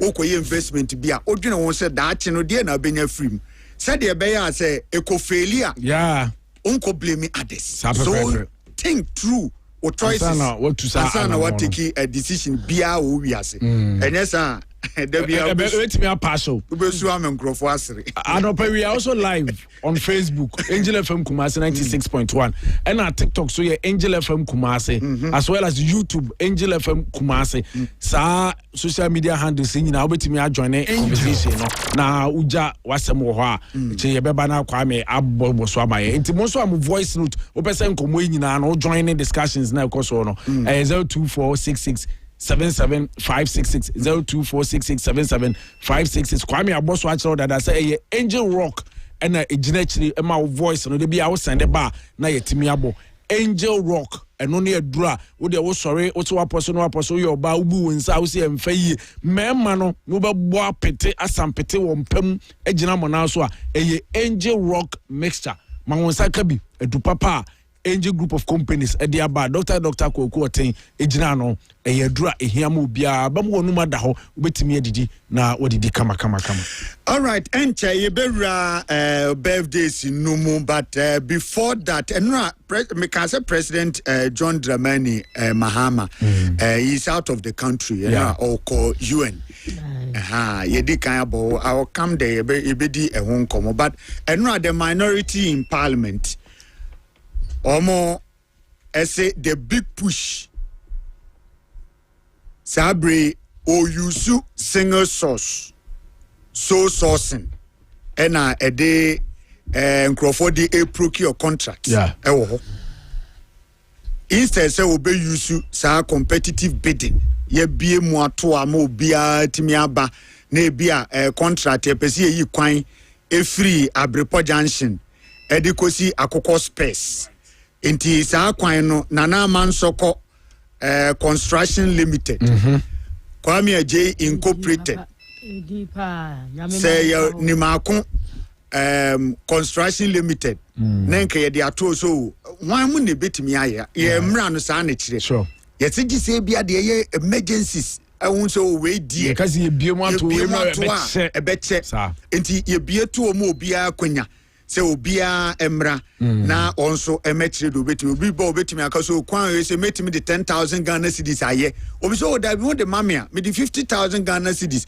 na emom niema nam de ye no eye papa eti be me kwan na che no akirechire me niema we nam de be ye na ni nyina ne bo be ye sei enu nti nam se me ma me sei na me mfenye wo mu nyina ye hwe a na afi ya hwe de friends value for money ya hwe say ewom se we ne bo no edin na emom ye gidi se no na beboa ama kwan na che enti yenko for sa bidding no na ye man kwan ne mfa contract ne ma no na ye de ama no no ahyase na oye na dwuma eno ne ye no competitive bidding ubia ye man na kwanya na beye se na kakra ni dom kuma no de abetu dwa se ononyanfo Kwame Agboja a oye soafo a ono na hwe ya akwan ne akwante mpon ho nsem so no contrast ni bi ni mo ho a wo de ama so sourcing na chese so sourcing no e kire say minim say ya ni maako ti mi ho a ma frɛ no say ochina home office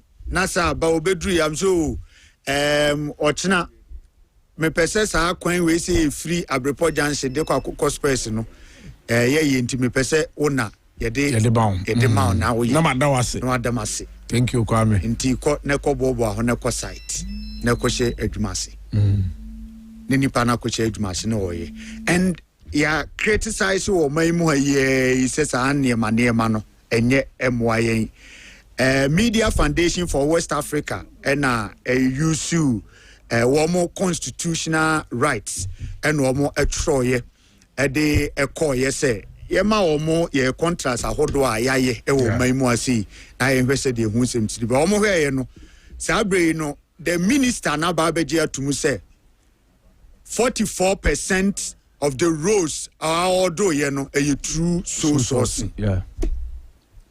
And now minority press conference. Was it only? So the only be say only 44 only of the roads were awarded through sole sourcing.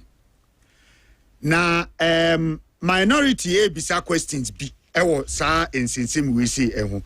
Yentie nura on press conference omo ye ne nsem omo di tu dwa ewo. Side are not opposed to the policy itself. Our concern, however, lies process through which the initial 50 projects have been awarded, particularly given that these projects are expected to cost the taxpayer approximately 50 billion as indicated by the President in his 2026 SONA. In this regard, we strongly believe that government must, as a matter of urgency, publish the full details of this contract. This will include the identities of the contractors, the specific scope of work assigned to each contractor, and the unit cost per kilometer. This will give Ghanaians the opportunity to independently assess the policy and promote transparency in infrastructure deal. It is important to record that these are issues that the current government spoke vehemently about whilst in opposition. There is therefore a legitimate expectation that once in government, higher standard policy transparency will be upheld. Current approach appears to mirror the very practice that were previously criticized. It does not bode well for governance and undermine public trust. Transparency remains a cornerstone of good governance. Where processes are open, information is accessible, public confidence is strengthened, unnecessary suspicion is avoided. However, when Ghanaians perceive the decision have been taken secrecy, things were done quietly out of public eyes. All right, so enra and minority and in central for bonkomo on this issue omo address here na minister say minority no more can 50% and minister I confirm say ampa 44% and omo de ama so sourcing. So and anope yen question ye bisa e wa ha ne say so etre say so sourcing no ye ensure value for money.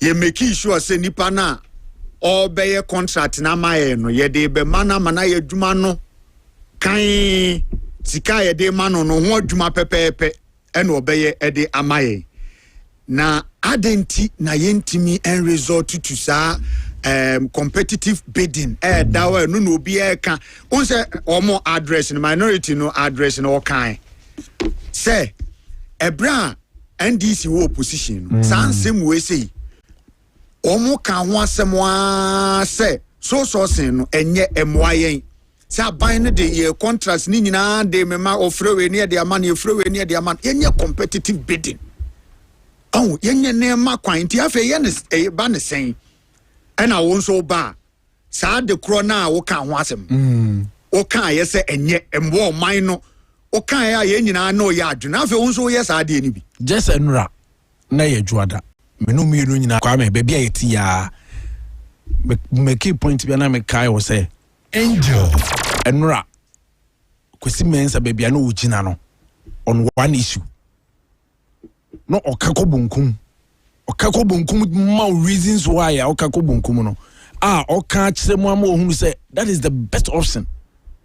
Na ni nua man so ko eka ko nifa oboma ma ehu se de ama eka no pass mu na eyekotobe kuma emwa o men obabia because no de no position no odo man Ghana no kire wo nsemu hwe from enra anwumre besia no pay anya kura no menim nipa mienu a ene omo aban mu omo ye ministers of state no omo eye omo kasa mekvanza miensa kura no omo ka so se ho asem condemn sa action no na adodan kwakufu ado aban o teki ba so sen kire mu eka baako okansi so fe ne se ase nyina se omo nyame yo madom pass Ghana for the to me ma omo no mo bedi omo so ade friend se so sen enye bibi omo de be ye adwuma e ma santu baako na kwa de santu ne oni di nkomo no bisa ne se krache asema wo kan akina bi e be ba bonte ama ya bo akire wo se me na me ka kire wo be me se me bo se enya de papa nti o man Ghana emwa ye nti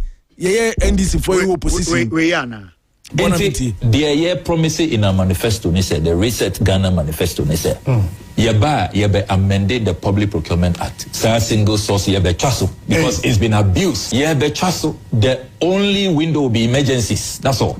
All the other limitations, no, we are going to end it. It's here because the abuse we can't take it any longer. Angel, but I say, wait. Samuel Okuja to Abrakwa. Now foreign minister. Where you mubako? Oni Ghana. Where you mubako? Once I'm going to say nipa be miensa. I name you know a ministers of state. Bako so ekuta portfolio kesepa wa ba musisia. Ano munyina condemn so sen enne. Udim the turn around is na yanka say na enya na ye ka kwan yo mofa so ye na ene si de mpempenso na omo ye no na ye ka. Ema nipa kase Ghana nipa bibiri ga adwi bi se amanyofo ni enka no kre e me no bi omu nyina o but ne enre chisi enre si ye ne esi no ma credence to the fact ne enkofo claim say politicians we yekrom ha enka no kre no omu tumu nchini o ochina me se ubeya omu ma amanyosem no amanyosem enya de bone say ye chichire o ma no enkofo de o mani achi behwe o ma obi aka asem obi anyini o. People should have idea broni kind of integrity. Say idea no na enye no. Kwame ene entimi nya papa o. Say no also obi de ne sabonkum na chia ye na wo kan ya so mu adia ene say na ye Morgan na ye ne no na konde na ya onuma ko de sabonkum na chia Kwame. E wo say utimi gina na ka chia ya wo say enye dan say ene ufi say ya de oben. Nti be go say woni say bonkum mum de chia depend on baby kro na wu gina na say mood a wo. There can never be a justification for wrongdoing. So if you say no, and have that same kind of mentality and the conscience. Na can say enye. Omo yesana. Omo ye nuanom, omo ye namfonom. But idea me say no and enye no Kwame. And ye ntimi justify you. So we are admitting to near maybe say near be or wha entimi ensis. Entimi ensis about political gains. Entina ma omo kana sa. They know. Because when you look at for a better naka crania, a camia say nema the NDC at omo position or more kind. I'm say do no catch up with them. Of course. I may be no more bones a year now contradicting or say oh nesemo kasum be any say afe then am we any say no baby baby on say we kaso be any so afe adenti na we any say so to the be a microphone you almost said then politics is about that.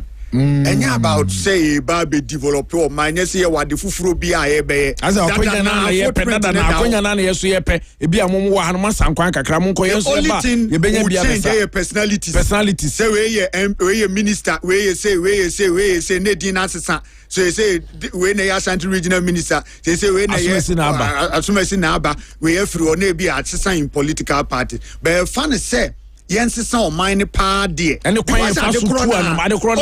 de go back na ko tie and neema bia asisi de bia mre bia no opposition ni gidi se sa de we de enye emwo mine obai wa ya de kro na abi wa ya omitibi kwa ye ma ne bro de okondem ye no so kro na abi o me ka se we nye presidential jet nam so hu hia say ye better presidential jet ne ho den The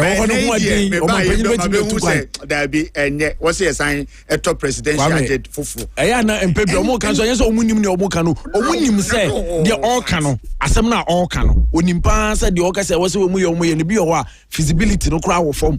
The omoye na no enye bonesa but for political gains. I am political gains. Say young bibi said me say tape ya boyi any the other tapes are nipa no kasa abrante betimi akasa henham ma otum so odogan na ene nipa kro na no no say ka bibi foforo enti no ye ni conscience say chinchina say yesu ye me benya akwanya na me so me besom me be ye bi na me ho to minti no ene de bibi aye obi opposition so na ministers no ka so om di dem say esesa Nese bedru no so a. Alosu Dakar. O Dakar no ko kan o se na ka memfa fom. Enti o ma na kan na o mo hode de na o mo mfa fom. No ba ka mo ayi a kiro more. O mo de na o mo mfa fom. But Kwame wo kaso ma menya quick na menka Asempa Super Promo 2026 no asem kakra bi say insurance company Imperial General Assurance almost solid protection. Say wo pe bambo pa ma wo ka dia. Wo se ka no insure. Ka no ntimi mfa na te wa bra wo insure. Sanso na why insurance dada na ewu a ko renew. Imperial General Assurance and also the Kanako. Ukwa ye insure ma wo no omo ye promo ne baba wie ye April ending enti ene ukwa na ukwa insure ukana ometime ma coupon abakwa kwaji free fuel senso even coupon if you know se car na ye charge no ukwa ometime ma coupon na wakwa charge ukana free of charge omo chiniye omo tissue wo box mu fefe ne achede ahodo a utiriye ye bia no ometime dia ma 1 year so ometime ya insure 1 year life insurance ometime dia ma we asemode renti ne hia me amaje bra me boso anopa bia me ka ho asem eti ba bia wo bia no wo agent ho bia na wo hwehwe o agent na wo hu ba bia o 0577 67 87 47 0577 67 87 47 etiko na oka no Imperial for omu insure ma eti bia na wo kura de anope wadwendwene no nso no enye card de chance wo wakwa ma na ano me kan no omu insure ka na ma dada na emumu no dwumade bi wo wani bia na program bi event bi sese Easter bay ekwan a wo befa so a wo besiesie ho na wo dwene obi okra obeto ne bedin o dwene kwan a wo besiesie akora no he de to akora ne nsa bia oba no de beto ne kom de besiesie wo be ma na nkasa akora no o peka wo bia cho wo nsa o pe bibi e de siesie ho de beto kom fefefe mami ni wanim na yenko ejaba jewelry nyame adom office no baako ewo adum ena ejaba family house nso ewo mensia efidada mu ho papa ejaba Kwame Afriye oguso a wo bo adwuma enti bibia ye de siesie ho komuade de nema ne bi de to o mo na de o mo de to o mu sisi se wo senkra na opese wo sima wo papa ifritete manfo agena tum oyesa adwuma na kama enti yenko na ye ne no enko di dwuma ose wo bi na aye dada kora wo ba obesiesi abobu ane de na ebu ni nyina oje eye ne kama ma kire oba bi o we de aka ene se wo be frɛ papa de na pese wo bisa bibi kora nsa na woduru ho ne number ne 0277 40 44 88 0277 40 88 44 88 0277 40 44 88 ejaba Kwame Afriye awo ejaba jewelry ne number no. Okay, say Easter Sunday Palm Sunday. Yes, I was here dia ben kwa. No ana this ade no ba ana this amra no ba. The ode ba na de ba you. Kwame the ode ba na de ba who no go no why tight okwa okwa biye to biye no me sade mra no ana de ba say Palm Sunday bia ye ye dia benkwa ye ni abenkwa ebe de na akaka ye say I am pass ya ka abe ho asem enti ye hu say ye de abe no e na ye ayi no abade the breno ene de ye yi no yes enti ne so we ne say we awo du aba bi kura o say ne yemfa eni ne sada no na yemfa na yire nsa ya de yemfa bra hintu kurom na yenya abekwa ni se mo fa han no sabo ho yare muni aduaba no so ho say ne sada no de fira be mu ba bia no obi a timi fa bi sa abenkwara nkwara beka ye dia abenkwara ne beka yanka se dia fira be baba sa yenya abenkwara akokoro ho sa akokoro ju fira be ana emire kura so ju fira be ete bi eno asa na kwa me ka e mentwa dwom kwachi eno a o ka akokoro ne eno ana kwa me ka ete eno a enti Palm Sunday sada no ama na wo ko bi da Wasori unkwa asori bi omo ye omo observe pa. Yeah, sorry, yeah, Yontukrum. Muntukrum. Abatin so ahodo no ni ade de ombe ye procession. So be kono yeah bi kura obekono bia sense. Obo pono no ebi so kura bi no mo di wam. But the young ones no minim dodo aya na omutu sa na won se mpanimfo no. Ma me ne papa no na ya still anu mutakuta bi. Kan ne the young guys. Oh guys na de obo. E kan so ka guys say ka wo kwa ene pebre ni bi. No fa Odia boko and as our top pocket and like what to be now there is a chest scarf now they are so like a man so na so now what to be now they are sawatare no boso nchen baby so obi is more guys say baby and boy they don't they are send aso ho na just all the call St. Martin the Paris fe now Father Clement twen Morgan and so onko Morgan aso no onko say you must say utie fu say na ka you know breno no what to be no they are say they can no more abe boy is it a bruan we no mutimi de bruan so mutiri ho and no ka yima now they abe de bi de wura utim to say ka Teflon don bronze say bronze nka uti no afu kakra na sa no baby ho afu no Sunday now the bre now they are sauti ni mu obi e was Teflon don bronze wo na wo ba no oh etika yenya ne sa na nya fe but aben kwan mo ne de ende maame fo no do na be ya aben kwan okay ti netre say o hwe an netre say April 3rd ene be Easter Sunday no no you know be Good Friday na fe Sunday no April 5th na fe Easter Monday IC and he free 29th for the Orthodox churches no Pentecost Methodist Roman Presby and no my count all my ayele some so that's o lentim yeah lentim yeah what I ya hara my na say me ya ho de nti wa 40 days o me ya ho dan say me ya ho de nti mentim ya silent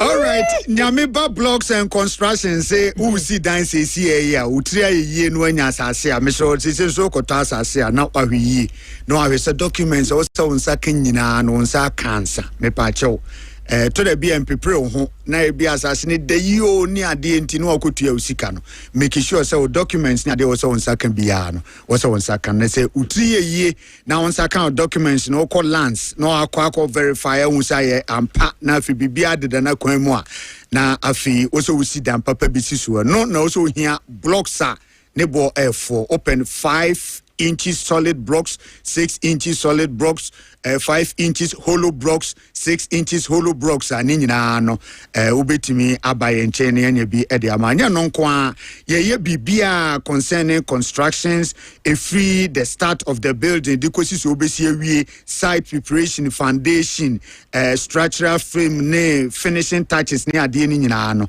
ye mankran so be poso ansana bedru bi a customs for no e wono ho ene ye wo free 0545 104 220 and afi 0599 859 192 na ene Nyameba Blocks Construction among komo anope na enena wudu awoda ma men wish you happy birthday and tentem so na yenkoye nim. Okay, so happy birthday to my daughter Vicentia Adom Tumasi of Kofiase Ebenezer Unique Preparatory School. I wish you faith, courage and determination to succeed in life. This one is coming from your dad, Mr. Ampofo of Kofiase. And I say, young wish you happy birthday, Vicentia Adom Tumasi, and you are enjoy the blessings of the Lord. Happy birthday to Kwabra Jima Junior, Nana Kwabra, aka Nana Kwabra. So Nana, today is your day. Kokoso Tikim. May the good Lord protect and guide your ways. This one is coming from your parent, Mr. Samson Kofi Apia and Mrs. Esther Frimpong. And I say and wish you Nana Kwabra a happy birthday. Baby boy, happy birthday to you and enjoy your day. Happy birthday to Francis Adom Kwenu of Oshra Educational Complex, KG2. This one is coming from Mrs. Lydia Jessie Kwenu, Apesika last stop and the entire family. And I say and wish you happy birthday. So Francis Adom Kwenu and happy birthday to you. happy birthday to my little sister Mpofwa Manu of Santasi Otin Kwanta Kumasi. May the Almighty God bless your new age with wisdom and knowledge. This one is coming from Obofo in Frankfurt, Germany.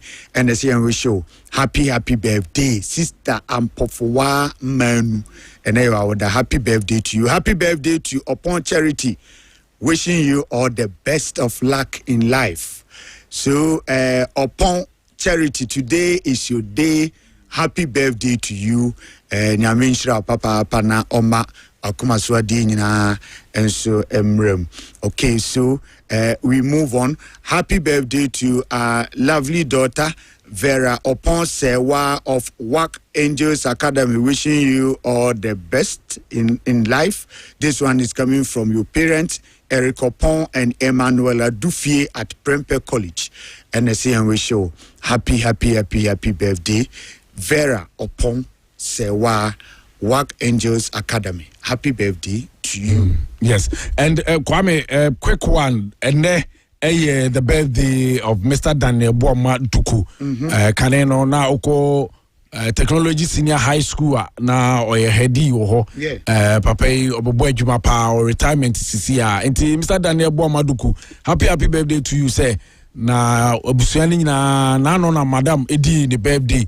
Yes, mama edi the birthday enche bia ene na ye won so de enti happy birthday to you kese ni free mama ho ene o mani nyina abusuana nkae no say anopai yense tweduampo nyame ni hira ento wabrabo so e ma pa. Na sanso ene the special day for Miss Juliana Ajekum from Manso Mosianso.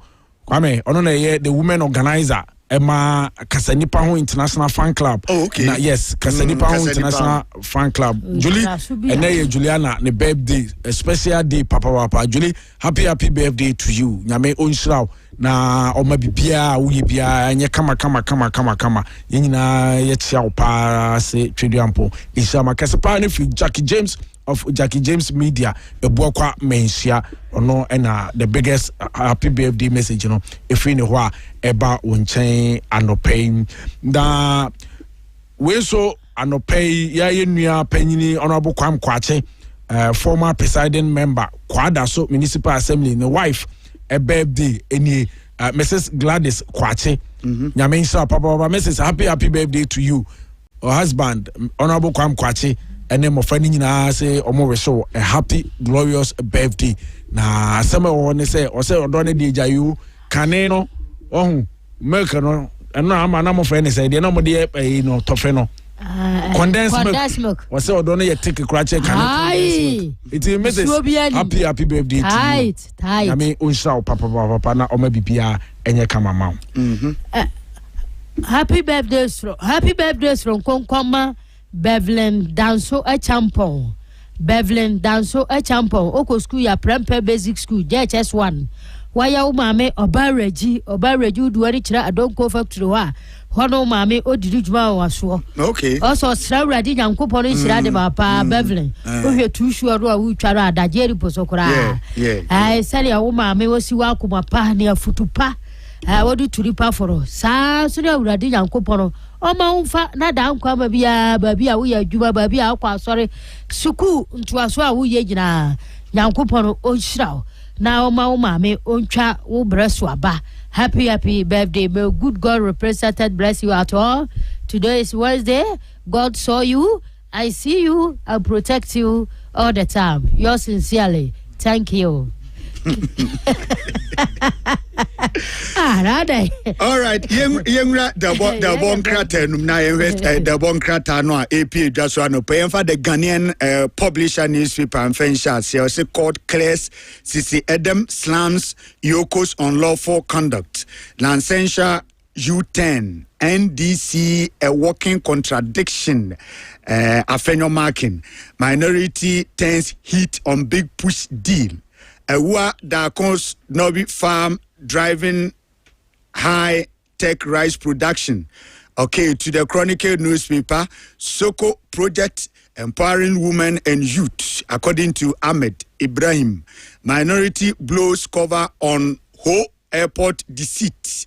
Daman Mine minister promises competitive bidding process. The Daily Graphic newspaper, Controller partners banks to develop digital platform. Slavery is criminal. President Mahama declares at UN. Tables motion for reparation. Voting today. Diamond Mine Minister commits to competitive bidding to select investor, and then only 44% of big push projects awarded through sole sourcing, according to the road minister. To the Daily Statesman newspaper, Koka urges Mahama to open Akomadan Local Government University. Adwa Safo calls for full implementation of Mental Health Acts.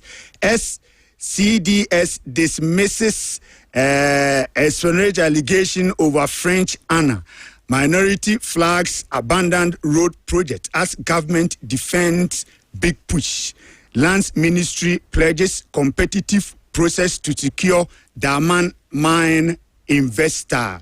To the Ghanaian Times newspaper, no excuse for slave trade. President tells UN. Diamond Mine, 9 Land Ministry open to competitive bidding process. That's according to the minister. So let's collectively tackle regional challenges, according to Ahmed Ibrahim. Big push project. Road minister dismisses claims of sole sourcing. And the Daily Guide newspaper, Mahama loses Lincoln honorary degree over LGBTQ bill. Minority clash over sole-sourced road contracts.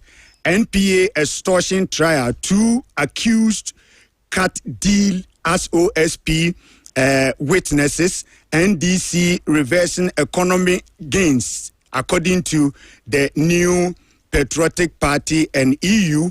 Ghana sign security partnership. Okay, so let's take this first batch of the newspapers now. Yebetuaso.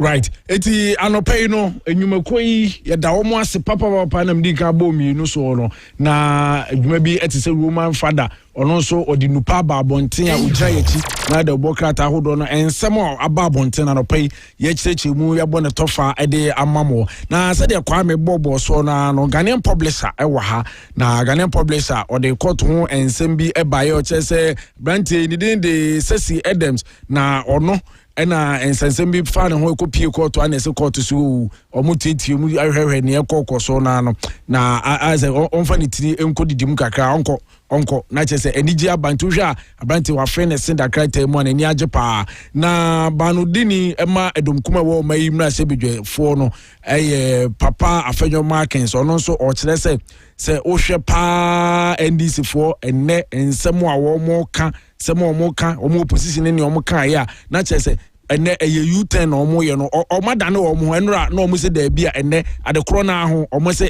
ane eno ena papa yi o chese da bi yemfasa emobra yemfasa enye amanyosem na edomkuma ya sa nsem omo ka no wieye ena omo se gina na omo ka bio se hwe aban sise ya ofren big push ya wose obeyi akwan ma akwan ba bia o ma ya fa na nyina aka akwan yi akoso na dokuma na se bibi enkoyi eniema bi enkoyi kwa fa so de contract ne ma ye no eniema aya achewachewachewache na mampanyini John Dramani Mahama na no nse ogusobo apransa na otu kwa free o mayimu ya woko UN na no na Nobi Farms wodi nani ekire ho na wo hwe Nobi Farms na eye kuayo adwuma pa mu a omudua panyina de Kwame Wadako Kwame na wo ye adwuma no na wo kɔ hwe se pani memen kɔ ho na emu ensama medical ya tete kransa na mampanyini kɔ ho no eni pictures bi amahu no papa Kwame Wadako Kwame nipa ya de osaye me say yema mu de so bi ye Ghana ni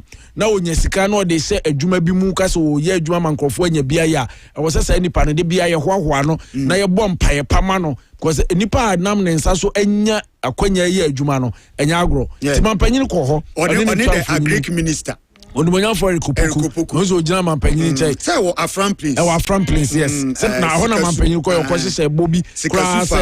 Yes, omo panto ne sa yini nya so omo beji bridge kese ho na omanfo no eni je no. Eno oto aso a ko no bi farms. Enti papa wada ko. Wa ye adwuma pa. Eyem de se Mampanyin ko ye na okobọ na beti se Kwame wa ya ade papa adwuma wo yi. Enti o se enya asem keto asa wo hwe abefo kwan so a omo de ye mo afuo na enya asem keto a ye benya mo adi wo ye man mu ya bi kura no ahwe be wie no de bi be kwa ama no ne enti yabọ na ba so ewo krata yi mu a eno ho asem aba say no oman no de bia na ne ye ka tomatoes asem ewo sa Burkina Faso yes is oman no agric in ba bia duru na ye se ye modernizing modernize agriculture that te kwan na ye fa so ye kua na ade ni nyina twam. So when you get these people now mo introduce bibi say into the system now when you are the supporter bia was an second bia he said it Honorable Kwame Adjei said it say kua your farming a bit me or my problems a winning in a bit me a solve see it me responsible farming you introduce our modern technologies near the into our farming system a bit buana ye here near the in free because you team produce more at the car say sika dollar ye transfer IMF phone the beba and as a remittance near the end of the beba no ye benya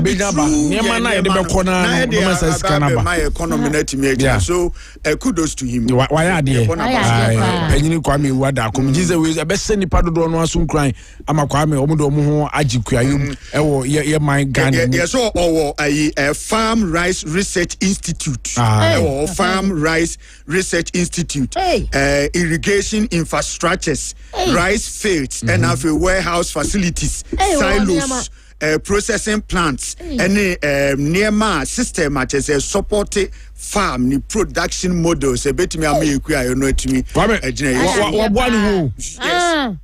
onye adwuma no kwa se mo no adua no kwa be kwan on befa so o meye hwehwemu ahunu se ma bia duro no ye wo se yese eti eho school na wate a emu nkyerɛkyerɛ nyinaa ne nimdeɛ no ɔmo de ma se de be ya nkɔyɛ se ye dɔ ye ne bre ne ye de ye we ni anye ne ye nti ɔmo nim ne ɔmo ye wo ho ɛno na kwasi broni ɛka se high tech no ampa eti adwuma ne de waye representing more than a farming enterprise we reflect a broader vision of agriculture. That is the point. Baby, I was say dikuayo.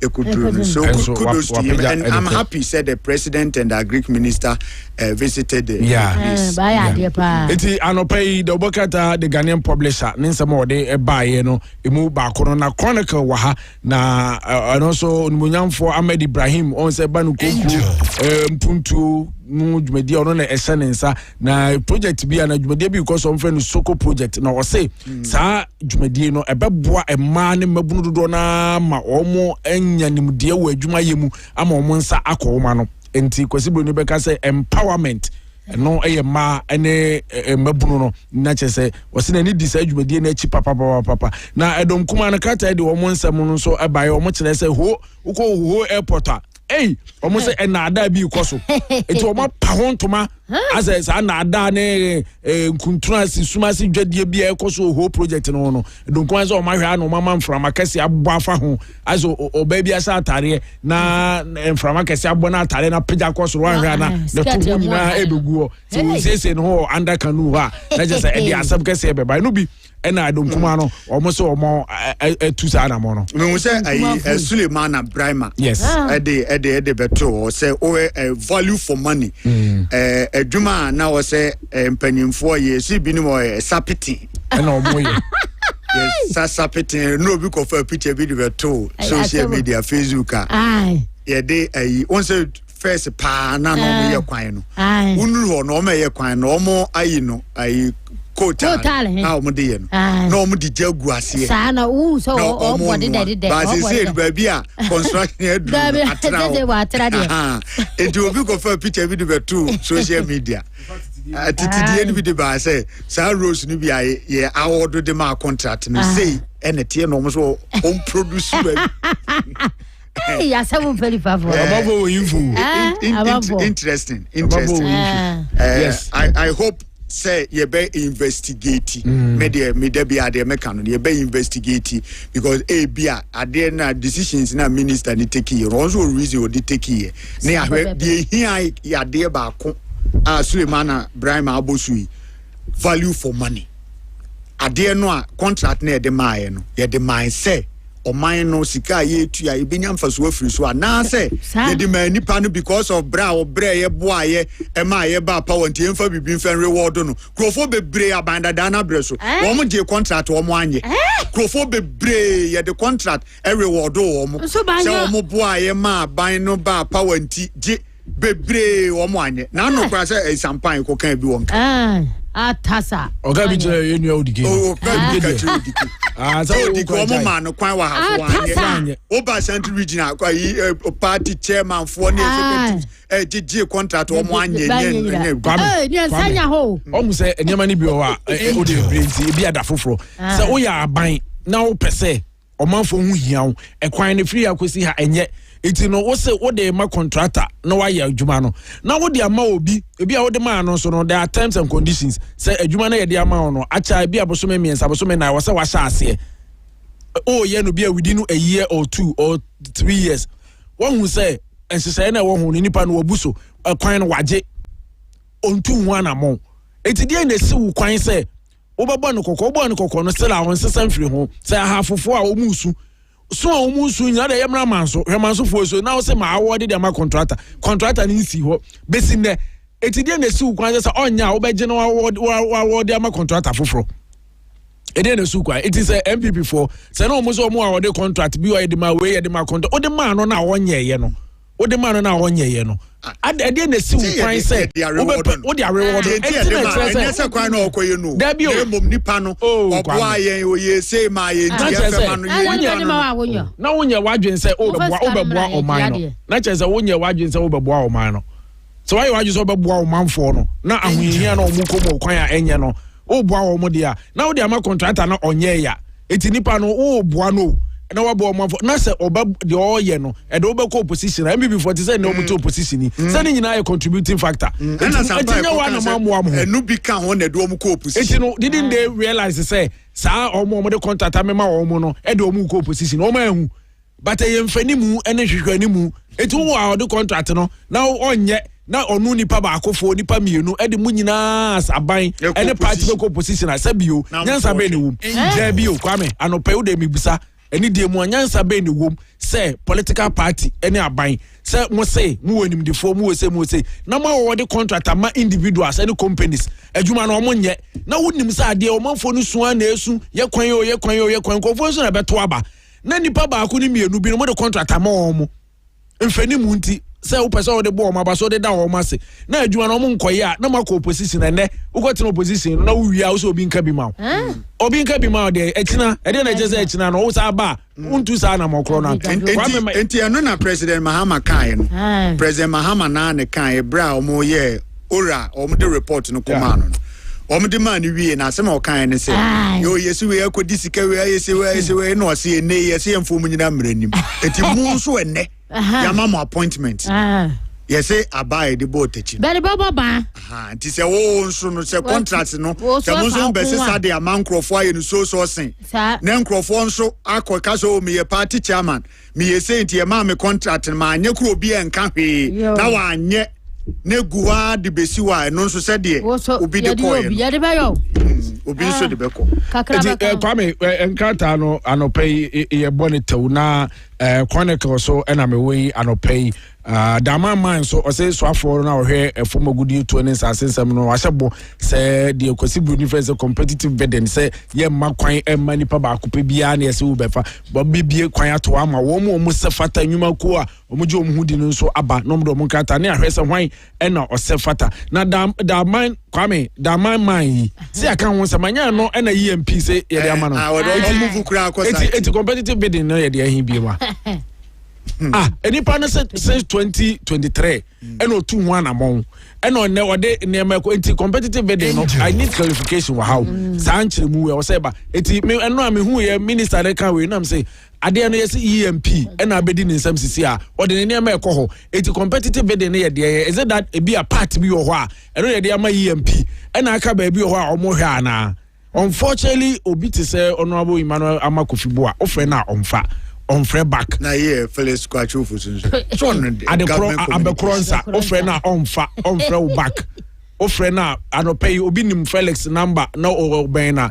NDC fo abokru mu anam mpanimfo mon kanche government communications minister say ye hia nchiremu kakra na dawroma ye frɛ no eyo man ye adwuma na ye nyina ye nti no o de message kura na ye send na on respond na Felix me ana me nua no ene madamfo I've known Felix since 2006 I know ye student okay university ye don't know your program ebesi na but today I'm telling you and I'm putting on record say Felix obefre no onfa you won't call back enya nne ya no oyesa for a very long time swafo enne on say this government almost said any spokespersons kasa Kameza Felix ene kasa ma aban no enti ade ni bi o na wo hia enchiremu bi a obefre no onfa he won't call you back baby obekasa ye nkran radio station ba ko abi a say bia station ba ko pe eno ano no ho no obekasa mo amaka ni nyina no so bia nkotwa bi competitive bidding ya se kire yeah, competitive bidding. Makana had to be Uncle Chubby. You go to ready, Uncle.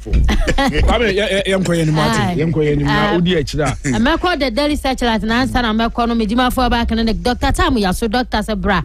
Now, Fabrem Fansawi, I dear him from more stroke for Belton Pomotugu, Bedi Dance here, be Ruginus in Pieso, Bebo Juma. Diabetes is so one month swatting. Nina, Kuroyo, Yana, one that one we Sabia so sebenya do ye bema kama wo bema so hwa wa ese krenyo ana nkuruma bepi ba poto so ama na yekuma bi sa no doctor kon to adi nku dia fira ma na de aba wo kwa wo de ne nsa bebi yiri se dia to ne nsa benkum mu ma memene ntaso ansa na makasa me yesa na me kono ya do na watenku agu hu ama na ateham na watwetwe ne sa bisu ya hu ni hia na sa ne hu osane na nsupa ne baba gu ba wa ha mu no se ebiefo ni atuma Kwame sa adwene na no obi bisa me say adenti na ma oduru sasem no na sem hia pa Kwame sa de o ha adwuro me nua ma no because sa press conference ye ma me say Michael SMS crossy o se na ni je ho pa say ama eduru ba bi o ka me ma ne de no say na ye say na Michael SMS ni aje papa aso obi tonkra sa Kwame enkofo e wonsem lady ba ko e friend pesla o chere from asko was sending information by my kind say I'm a true horse and a bibi aye no hu ne wonye enti na na to but na ade ne ya hom te se ne se o mo besia na o jagu horse na wa yo hu ha adwene pa sa akora na ho pese o yo hene ade ne de ba cute asa cute ne nyen se de bantam yo obo pa se pitira bo no na we bebrebe sa ade a wonya mesrew bisu ya no ho asane na wie no ne ho asane na nsam keka wo pese o ka wo buma we no for mesrew o ya ho nya steady mai na yesa ho bekunya Easter ne eba no for chira bu akwa go doctor ya prostate we tu ase 0244 774282 0244 774282 Dr. Tamu Yaso o se medima fo no wa Cedar restaurant o se nkwane papa ya ho nkwampa ya ho na ye wukueda wuramu nkwane pa woni fufu obi ameka se wo we amoku ya kyere akokɔhwede wa kyere kusie puro mampam adoa ne wansane no nyina ba ewe no nkwane ya ho atwaboa o de papa woni to so ma ka ho asem se so pese nipa kura se wo ye kese ana wo kala ye fa wo ya tadi to wo tadi abehu wo kumu nyina ba shiri na radio so ayefe nipa ne na mu abu anane na africhi so kura wo beta fufu to ma wa ya woto antem wane mfante ba ya kumasi ya 106 Oforukrugu Avenue shia so kasade siensu kwan ba bia ba yo no honi sida fo ba ya ba de kura na em dane se wo de wo ba ba ko haje number na frebe wo beduru ho na ba wie anya afe no ko bontwe wo ko twetwe to ase 0536 563036 0536 563036 Cedar restaurant also where great flavors meet great vibes man for the drones and me boss so tia wabi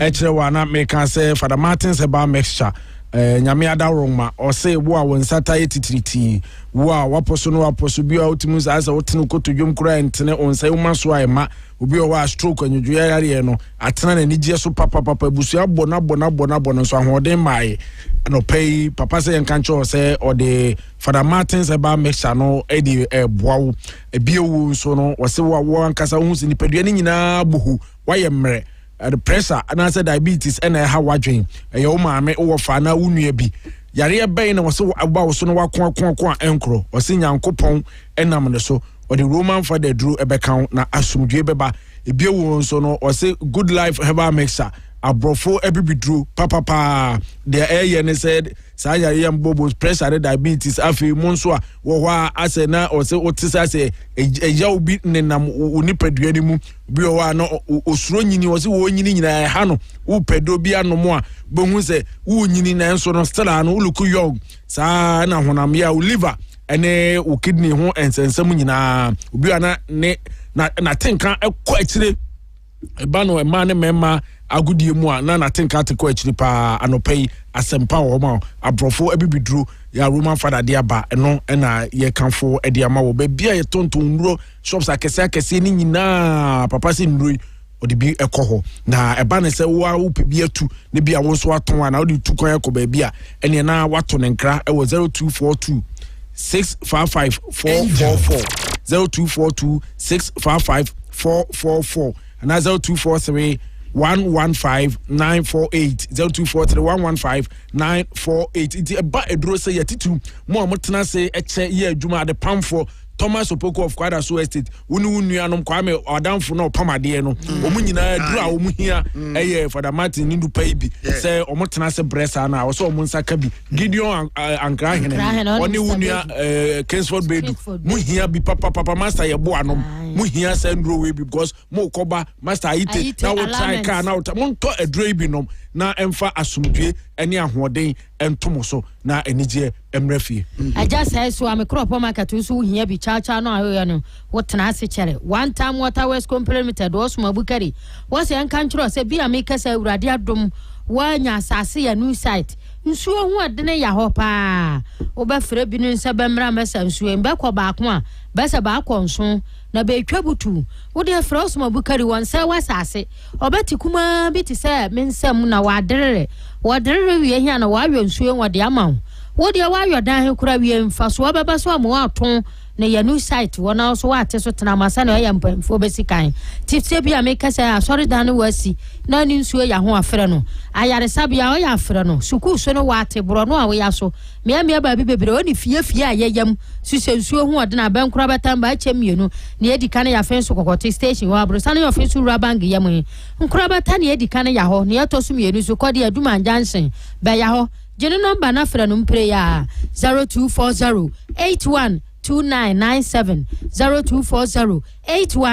0240812997 wo fra nim prayer ya ne moba hi wanum ye obaje no no wakasa tabia heba center de tabia heba misha wo de abadwa so wo se ye nunum bi na ni padua wo moaye bi ya so na po sa meridi nyina wa ya mbrekete maposo na maposo nyina ya meja wa ye nra me ma me na na ma ono ofri toase dodo anya fra ni hihu nira me mani binum yese ma me na ma na no pa mi hia no hwan den wo so no bia na wo so sori tabia ta kum wo se hure tabia for men me ma ho ye kwadwofo no be ma bi kura ya asabi o woro no a wi kura ni na ya se wo ya kwadworo be ma ya kwadworo wa ya simfumi me so tafia na pa ya be ma wo ye kwadwofo wa ya simwi fuda me mre see is believing mre ne me kan nkuro nkasa pa mre ne me kan sa be ma bia yakwadwofo ni wi ya na ya se tu dia tafribi wo tafribi se kike wa ya si be gro se so sha boxer na wuro ho na ya ye mene ho ntasuo wo ni ba bia si hia obama mo piafo wo be ye nkatekwana ni mutuo dia ma wa adaje oripo so kra enti me kan fo dia ma sem ba tana ma abofra no fo tiamra ne pemfo so mencha ho kra abofra nya mfie dumienu so not recommended for lactating mothers, pregnant women, children under 12 years.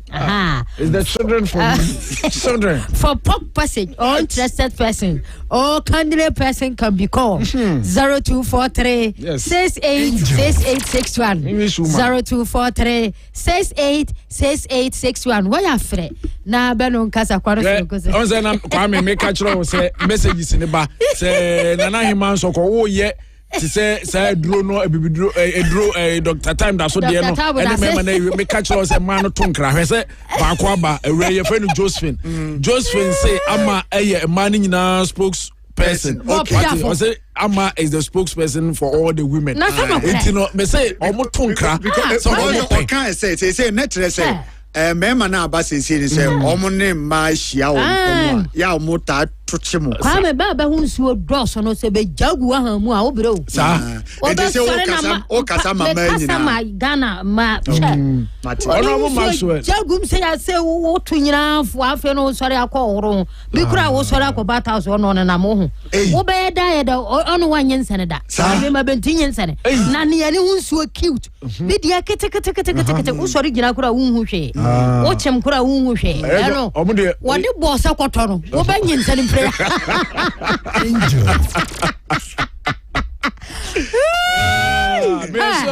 Anti ya manu binu benim.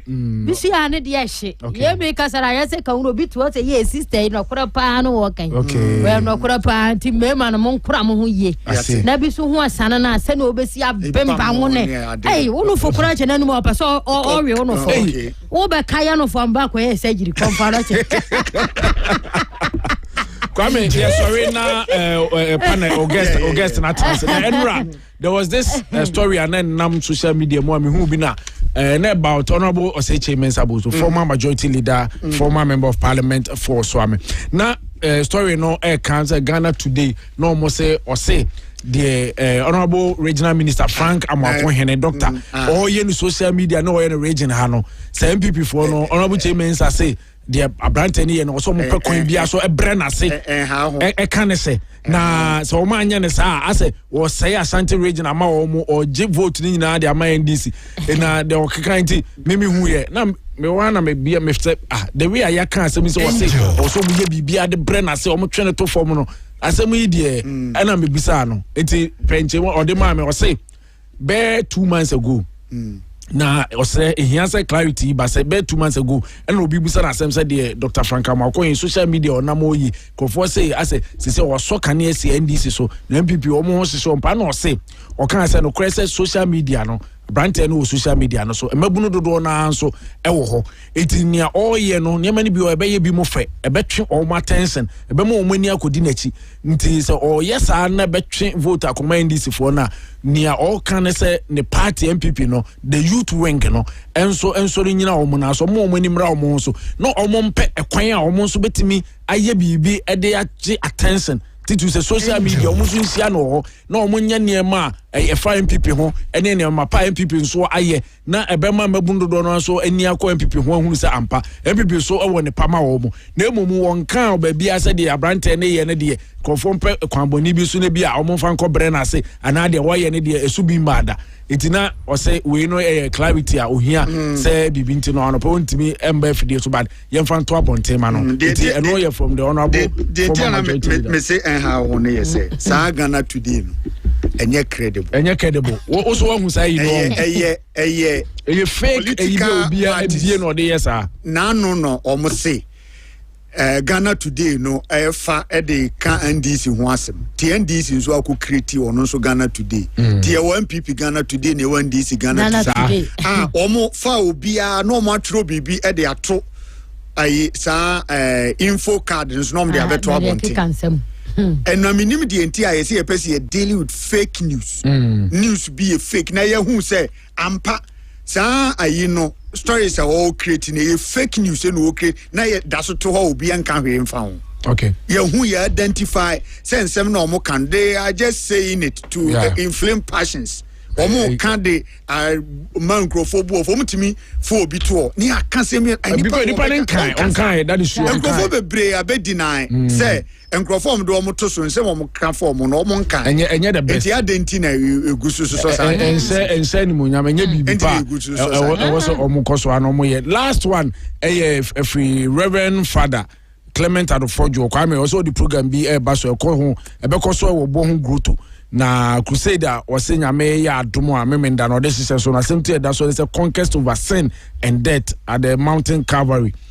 Conquest over sin and death at the mountain Calvary. Now wase say dwumadie papa or say nyame ya adomo a Station of the Cross no mass no baso healing and deliverance anopa no so pepe ekosi awia no no mienu no so kosi no mienu 7 a.m. to 2 p.m. na buses so ebegina ya ode omanfo ebe free atonsu ene atonsu Roman ho ene patasi Roman premise na ode omanfo akonti wa wani beje hu bia no na wakomia maboso iti very reverend father sa so na ya wo proto kama pa ya ho a ye to no enti mfonso betenkura ni ho amanso bia ni ho abua yaso netia so wa yaso blocks maku 150 ono so no wa yaso wa yakumase ya atwade kumase ya atwade nkrata asem nyina ya janu jensentirenti je number na so wani je ho a wo de frɛ na wo ne nkasa kwan so nkoso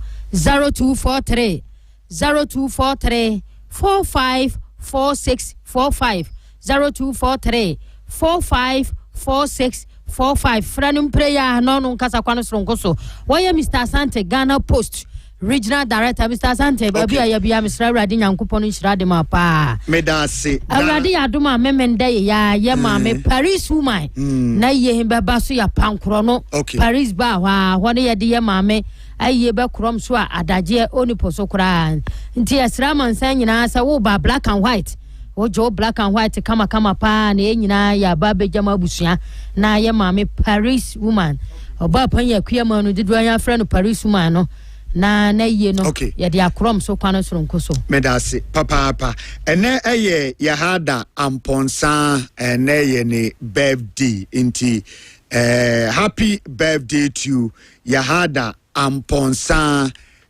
nyame onhira na onka ho na oma wakoma so ade nyina enso emremene ya odi wawodai oye future doctor obeba be doctor wonse nche onewo ayi akonta kinki udru aya kwada so a one of the best kinki ene wachi a omoye no anadwe no friend no akonta obi akonta no nti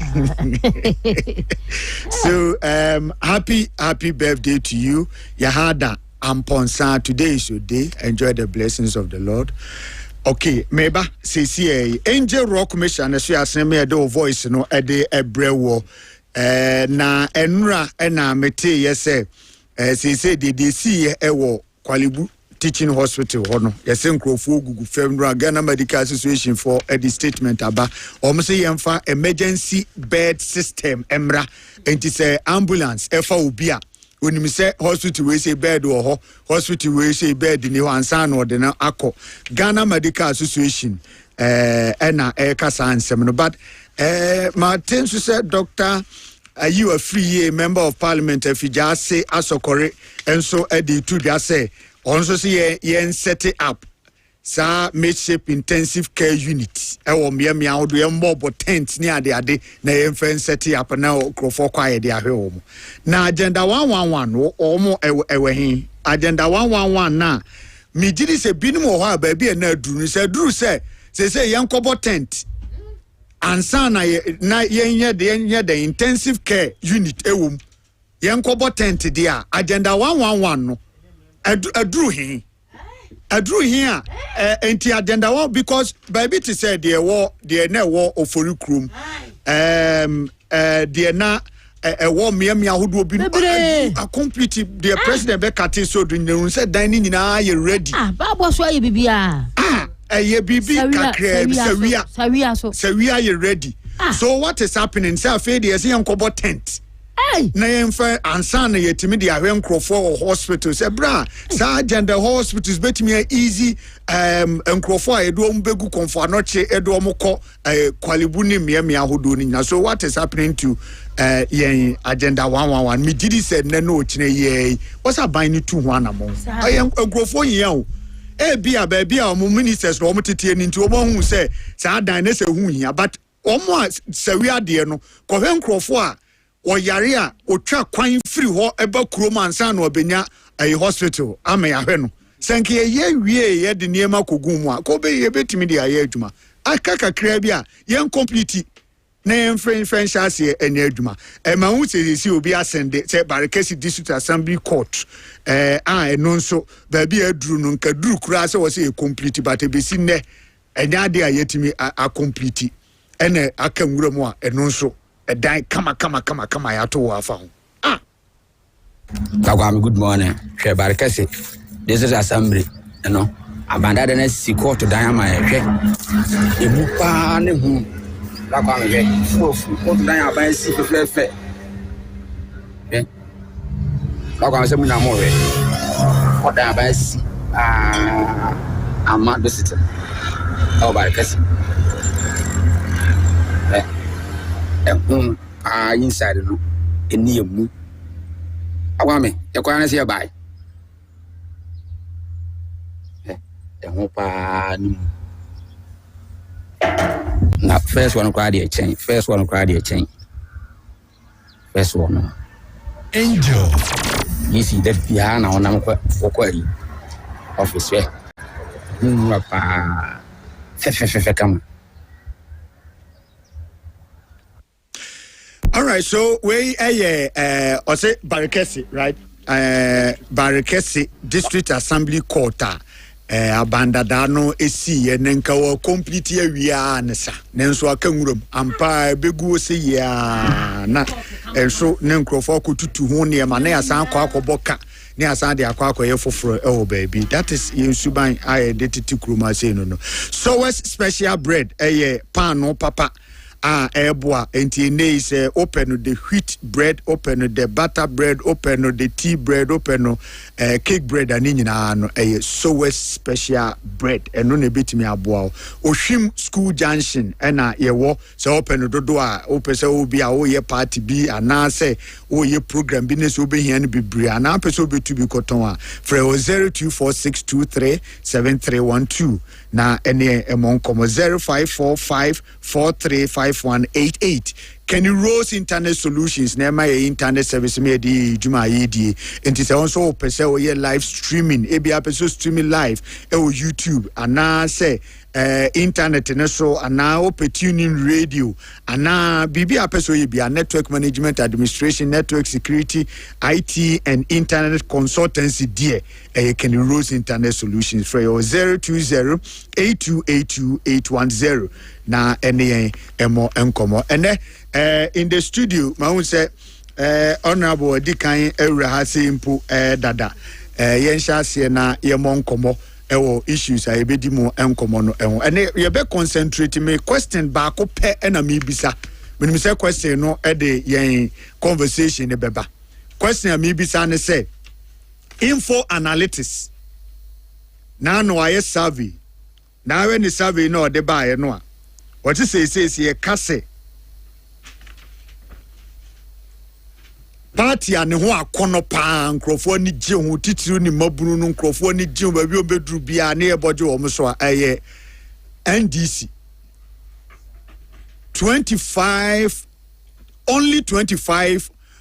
of respondents and openly identify with New Patriotic Party compared to 46% for the NDC.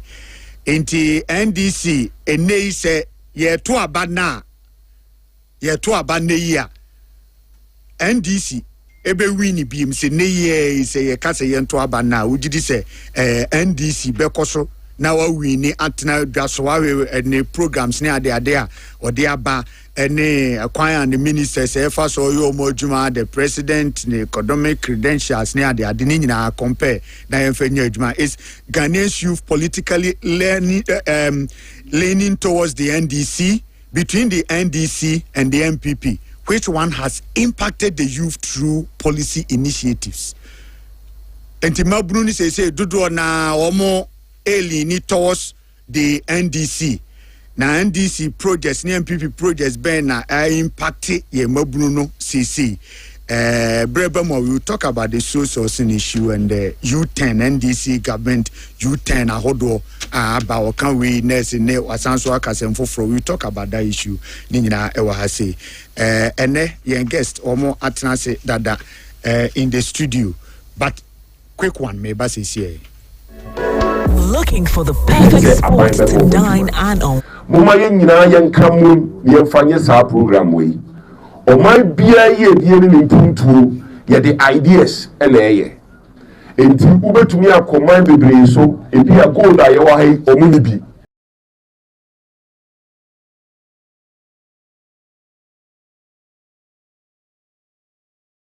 Mempese meye bibia ebeye fomensia south nko a.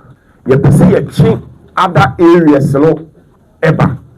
Into we better soloku eni pa ne se eyanije ne ye beje da bi o pa de bi a eka kumasefo nyina abo entu ka se omumra ade ne be twe ma ye den aba no mensia Easter festival no for the Easter period no you benya event bia for each day bia wo event a ebeye and we are the event bia no benefiting ni bekuro bia ewo kumase ana constituency ni mu ye wa dwadifo wa ha it in the long term no you benya trade fair cry den ewo menhia etu be ba be showcase uniema ewo menhia mo ta ye chi a ebe kakra no na ye timi stimulate menhia economy na manya ripple effect on the entirety of Kumasi and Asante. To say the American hotels be a akofo mo ha nyina no yame ya adom na mutimi ta machi me ya ni nyina be sa pija na enna sabi obi a hwe se aban be ma na adwuma no na yenya akwanya fofora enkrofo so ebenya adwuma enso aye abra omo nkohwe se aban be ma omo adwuma moma ye nyina ye nkamu ye mfanye sa program we o my bia ye die ni ntuntu ye the ideas ene ye enti ubetumi akoman bebre so ebi a gold aye wa hai omuni bi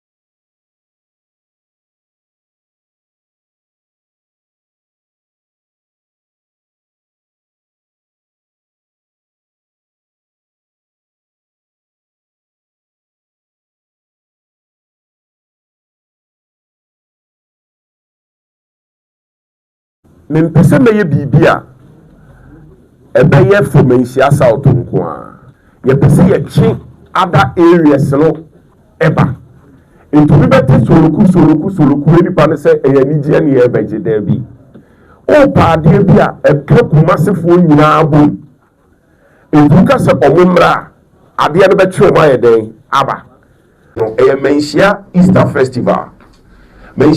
festival no for the Easter period no you benya event bia for each day bia wo event a ebeye and we are the event bia no benefiting ni bekuro bia ewo Kumasi ana constituency ni mu ye wa dwadifo wa ha it in the long term no you benya trade fair cry den ewo menhia nti wobɛba abɛ showcase wo nneɛma ɛwɔ manhyia mo nso mo taa yɛkyi a ɛbɛyɛ kakra no na yɛtumi stimulate manhyia economy na manya ripple effect on the entirety of Kumasi ne Asanteman. To say the American hotels be a akɔfo mo ha nyinaa no nyame yɛ adom na mutumi taa mɛkyi mie ya ne nyinaa bɛsa apagya na ɛna sɛbe obi a ɛhwɛ sɛ aban bɛma no adwuma no na yɛnya akwanya foforɔ a nkurɔfoɔ so ɛbɛnya adwuma ɛnso ayɛ abra a ɔmo nkɔhwɛ sɛ aban bɛma ɔmo adwuma moma yɛn nyinaa yɛnka mu yɛmfa nyɛ saa program wei ɔman biara yɛ die ne mpuntuo yɛde ideas ɛna ɛyɛ enti wobɛtumi akɔman bebree so ebi a gold a yɛwɔ ha yi ɔmo ne bi mempɛ sɛ mɛyɛ biribi a ɛbɛyɛ for Manhyia South nko a yɛpɛ sɛ yɛkye other areas no ɛba enti obi bɛte soloku nipa no sɛ ɛyɛ anigyeɛ ne yɛbɛgye daa bi wopa adeɛ bi a ɛka Kumasefoɔ nyinaa bom enti woka sɛ ɔmo mmra a adeɛ no bɛtwe ɔmo ayɛ dɛn aba no ɛyɛ Manhyia Easter Festival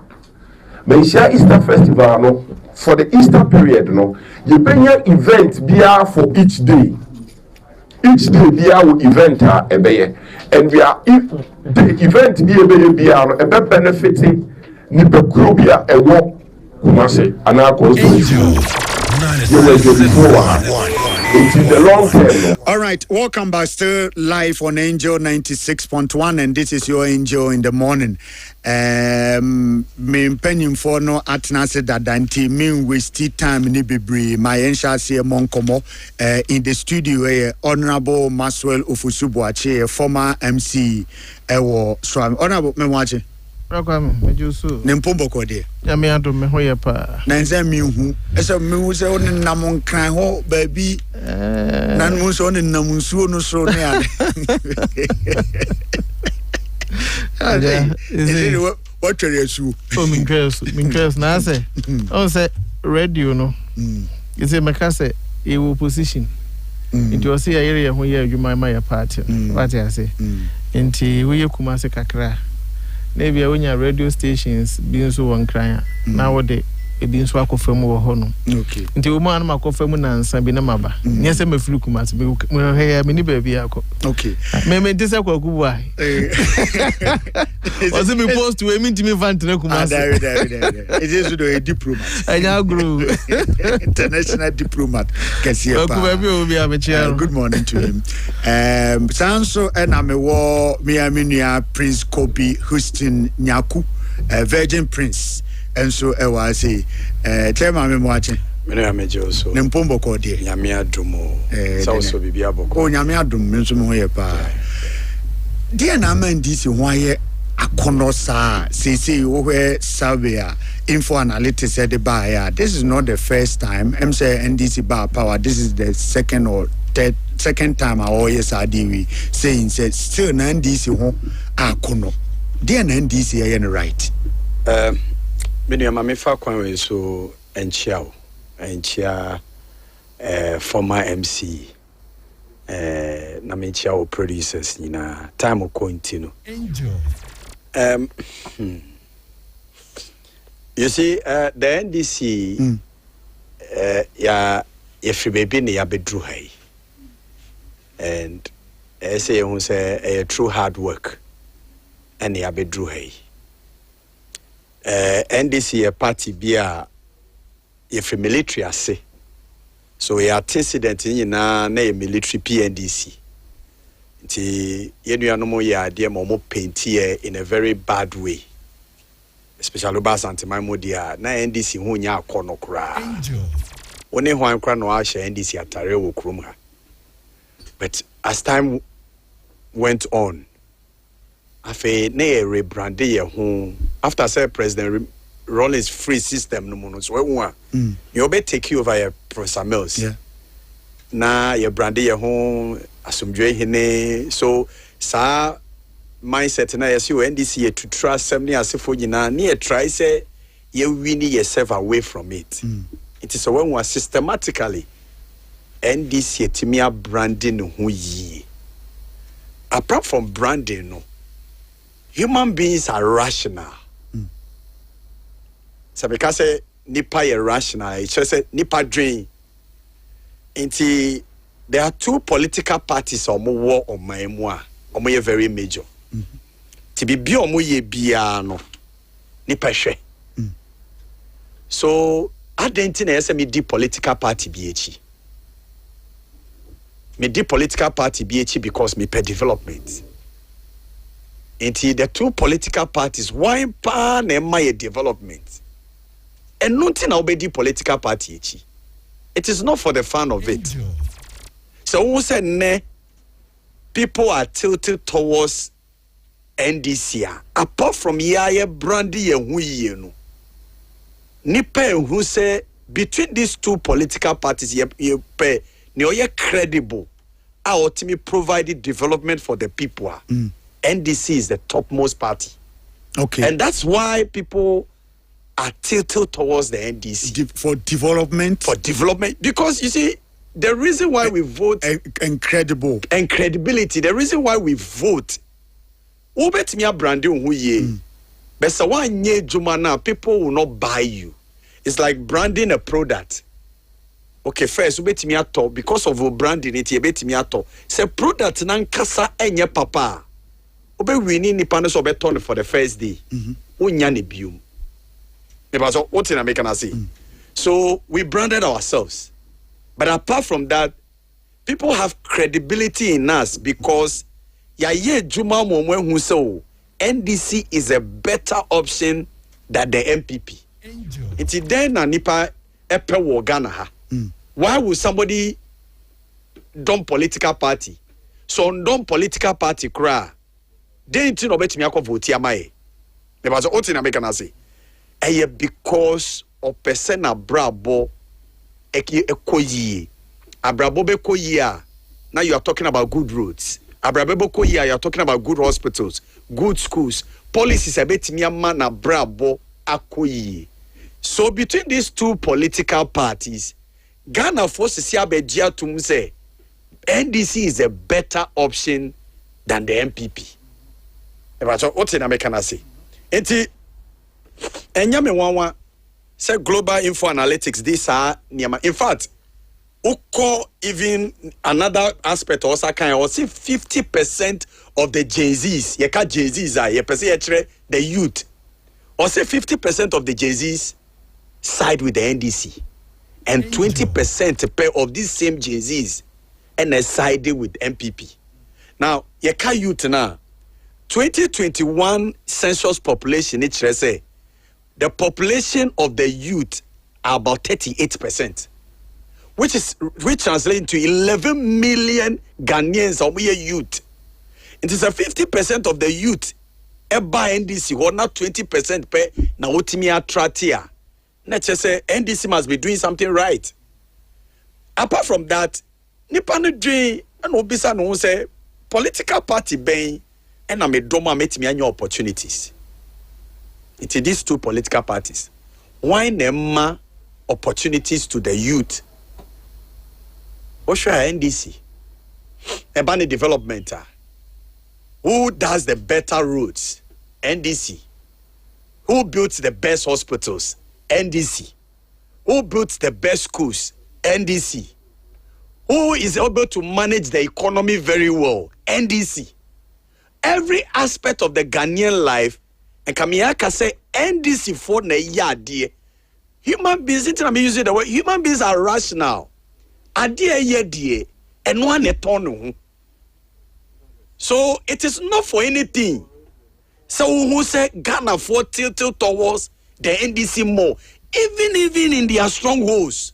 So are you saying looking at President John Dramani Mahama say Ghana say ensign konko to aba Ghana for besan to aba biem the amadi NDC. Yeah, before let me just use one denominator. Yeah, before dollar to CD ratio from President Kufuor time or no na year redenomination. 1 CD 20 pesos for 8 years. Year free so na year 4 CDs 20 pesos. Inti osha 3 CDs any year they count. And people who says they are better managers of the economy. people who claim that they went to Yale, Oxford, near Sifo, almost economic, almost PhD holders in economy, almost take from 4 cities 20 pesos. Now they are cost 17 cities. You are a rational human being. Who would you tilt towards? Why now be penance? I'm just using the CD and the dollar denomination. Me pa ocho obi say ochenya na nsa na COVID ba ya no so see hospitals. But nipa na no wo ho no wan twa ma yare bi amba o. But no see Rich Hospital. No see UGMC Hospital. No see Dodowa Hospitals. No aba Afare Military Hospital. Wan twa ma yare amba. Onim se nipa hia hospitals. Urban schools, the same thing. Nipa ye rational. Those time MPP for who said those time na ye na no so me NDC ni chinchine me MPP ni chinchine I wana me wo whether say o ya ade o nya ade o sa time no ye free mo menua. Say see ade wo ye political party. Now man nipa ni development ah. He doesn't care say wo na wo no. Obeka chiro so on to maw. All the people want is development. Which party is giving them development? Why no more better economy? Omutimi living well. Because it's not for anything. Say a negana for nyina epe NDC. It's not for anything. So when ni enti ane President Mahama Timenya kukudro sa back magana for 2 man vem no because of a jume bia waye in the past. Sanka wanya dia. Ana sanka NDC led by Nana Akufo-Addo baye no be ya de che onwa. Why would people look at John Mahama? Okay, so 2024 election, would you say Ghana for who say a modern man President John Dramani Mahama be boy in the first term na ga the man on. Woman to 2 MPP de one. Net say John Mahama eya de e chain the MPP government. That is why MPP government was voted out. Yes, Argentina will get that there be bedrooms of a back. If you are coffee and prafufro, and prafufro no treating is any now will treating. So he wants to come back to you. Why would the Ghanaian want to go back to John Mahama? The very John Mahama, mean you are no MPP for painting the very black. So on money home body on yardie. Argentina Ghana foko to Abama no mu to Abama ne vim. It is because why yenya one reshemu ehu se nka wo betimi ayade ache John Mahama no. Wo ba ye kwa no wo die. Wentimi anya hwe enti rational human being thinks that okay, let me go to the nipa na no wo na delo near 4 cedi per in 8 years. Nipa na no ho na okono na petrol bo 1 gallon na ye 14 cedis. Wo ba ye na 1 gallon 1 liter na 14 cedis. We are rational human beings. Those times now they so a cake say me MPP ni whether I have to change or not I'm a MPP. Whether I'm getting development for the party or not I'm an MPP no. That time na trim. Okay. All right, I'll come back to Messiah about who be Mamenko honorable Tsunami Misano say now Utie and Semwa Virgin Prince Nea Bohyen Komona. He's talking about development, he's talking about credibility, he's talking about party ultimate ma the youth, you know, opportunity ma or more ultimate develop. That's the reason why Ghana for is more tilted towards the NDC. I mean, no, I say, I mean, for. I mean, Casse, Prince, why enough for Mundi? Was a human heading kakra. So, and sometimes, and yet they were arguing you and a reality. Also, back one seminar with facts and data. What I say? Global and Saname Bansem, Global Info Analytics report no in as much as I mean, when they say, beer figures now with the NPP no form don't. So did research no, and 14 months into NDC's administration. A kwaba say near to abana NPP bearing and Kabem Wangwa. Oh, they mentioned and Kabem Wangwa just 14 months. Because I buy barely 1 year and a wedding. Enti or new maybe the you know one. The focus no is on Gen Z's. Gen Z is no between 14 years and 28 years now. Me patch what you say. It yet the last 9 years now. Mahama betwa 1 year and yet the last 9 years ni free ma. We have 2024 cry bana. Because of 19 years. Edeba no more below 14 years now. Most of them they don't follow politics. No nim John Mahama one. No how abysmal his performance was. Me patch what you say. Gen Z no nim. In fact, almost say Nanado Dankwa Akufo-Addo Oja a GDP growth of 5.7%. Asa. Me patch what you say. John Mahama 2016 Oja 3.1% GDP growth. Me patch what you say. So what's no? Angel. What better now so 8 years? Who free so no? U GDP growth a would ja. Eye Nanado Dankwa NPP no. Eye 3.1%. Wo was say no way ade. Yanto nyomfrɛ. Na NPP a woja 5.7% GDP growth no. Ene o senka mo na mso ana konkon. Ebo na ba so pa. Inflation 3% or more can. I mean, pre-COVID 2019 no. Now inflation I'm 7.1% too. And omunim. It is an your way there. I mostly don't want to focus on it because external issues hit to say the bit too yana. A bit throw everything out of gear. Or can almost a dear trobi.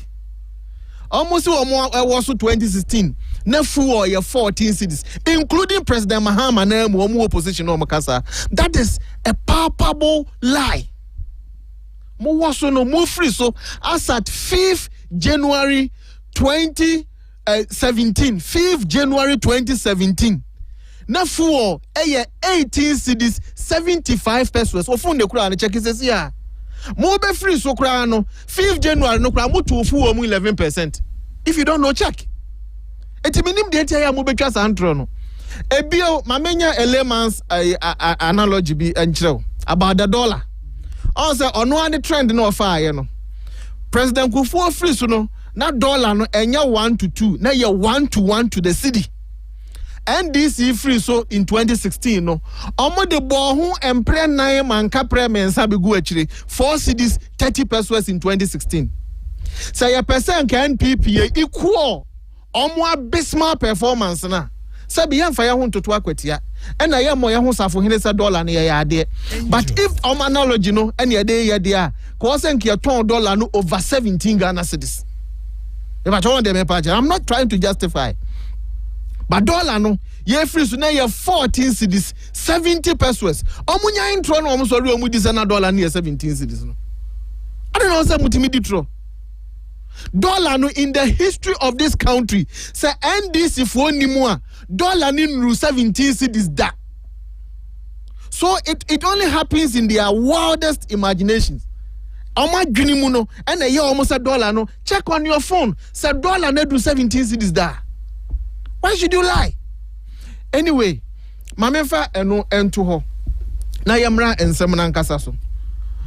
Na Nana Dankwa Akufo-Addo pepa cho on se toda ho obetena ho na ya nneoma bi a na Nana oba foforo no on se na nneoma bi wo ho no mabra Kwame ne enim se ye impossible obeye afa na abeye normal mpacho so kai se free SHS o so da ye da se free SHS ye betimi aye o so da ye da Ghana ni babia including President Mahama say NPP for promise free yeah.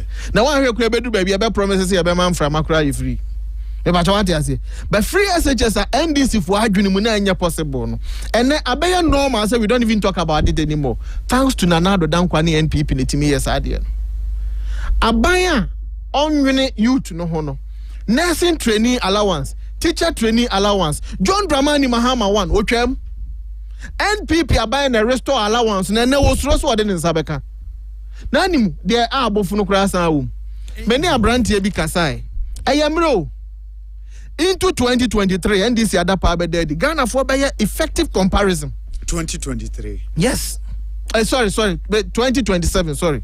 Okay, so you think... Sorry. You think now, I was going to talk about 3 years into the administration, till I'm back at 2023. Into 2027, that is almost 3 years away, you know. You better comparison, you better projects. ye behwe nyuma o mafa ye behwe nioma bi na me ni abrante bi di nkomo recently in fact former or West School former Tescom president Netiam and also say gentleman what in a kananu munsembia was say on to my NPP Emma me friend I'm say down so ada bone ben ya dabi allowance no e chadodo da meni ne kan bibia tinano me wo hono ma na bibia so ma me friend no angel na me friend say eh honorable we dey mani ewo mi nti me friend na say bibia boko na say na ban yi ba ya so enioma mu ti say o jawm honorable kofo we dey ya nu ya ho nam say dabi menu ho ansanya abotre wonim the problem aduane ana NPP for feed you almost 3 times a day no and you feed you almost once a day training colleges yes they feed them once a day now be catch you say Gen Z no or bedo NDC because say what na feeding a year wonya so a say nyina da yani mebo a eyamre ene na ebio licensure exams they promise teachers say teacher for mo ntwe licensure exams but just okay so mbetwam and now fi no kro mutua no mpo no say increase no that is another lie can so be automatic postings say nurse for me but just okay me but until you to know Gen Z no or honum na automatic postings no antimi anya o ka so ohuru nanim kosoro ho me pa cho teacher for 6,000 na yafa wo mo na aban ntimi ntua wo mo ka no adebia wakra na busua se wo kwa adwuma no asan betena fie no we ya sure so no na adwene no ebeye se remote yi a wo de ndis wo beka no de beye adwuma meboa na do danko akufu ado wo beka ya 2017 a ya ba ya na backlog of teachers ewo ho ye fa teacher for 30,000 2017 mo ba ya 6,000 no kra nya mo na mo fa yo abanda da no wo ho be fa ye no mo ntimi ntua wo mo ka na do mba cho wo te da say a teacher for a juma 14 months ayentu omuka na kwa me yedi nkomo what is that David mo it is say compare economy na we num ne nyoma ye be compare o me ne wo kasa Ghana ni bia wo tie mi nim say na do danko akufu ado aban na ne yese asa no na do aban no sa abre na light bill la yetua no ne bo ofo de na John Mahama de ma yesese me bo am kan kire me boa mon kan me John Dramani Mahama ne NDC ba ye no obi a mo kan in their manifesto say omo be ma electricity aye stable na aye affordable no me no ka say omo tumu 28% me ba cho what you say eno kra ye book mo in reality it's even over 50% because me light bill me turn kan ene de me turn na me wonu see atumu 50% but me fan cancel and now you almost almost so 4.8% me boy yeah what is 4.8% cry now still what tumu 24% it is still light bill born in effective April now almost so 4% first April still light bill born be ye din asen bra na Nana Danko Akufo-Addo president into coast of Osu radio stations isu babesi isu later na fosu seamstress fosu tailor fosu obi ode kane aye adwuma bi esu youth na wo mabunu na sabi omunya adwuma nya ye na nso ote obi akache na still la wotua light bill no omunyina esu how do you tell me say economy we mu omre ese na Nana Danko Akufo-Addo ebio me who say more signal say time ni bi wa mo fa me de nka me ho preko ma cho what you say mo fa me de nka me ho preko na me nto aso my economy under John Dramani Mahama as we speak e more din say bra na Nana Danko Akufo-Addo ye president say me bo am kan kire me as we speak on my ni more din you see sometimes ahofono manipa take decision bi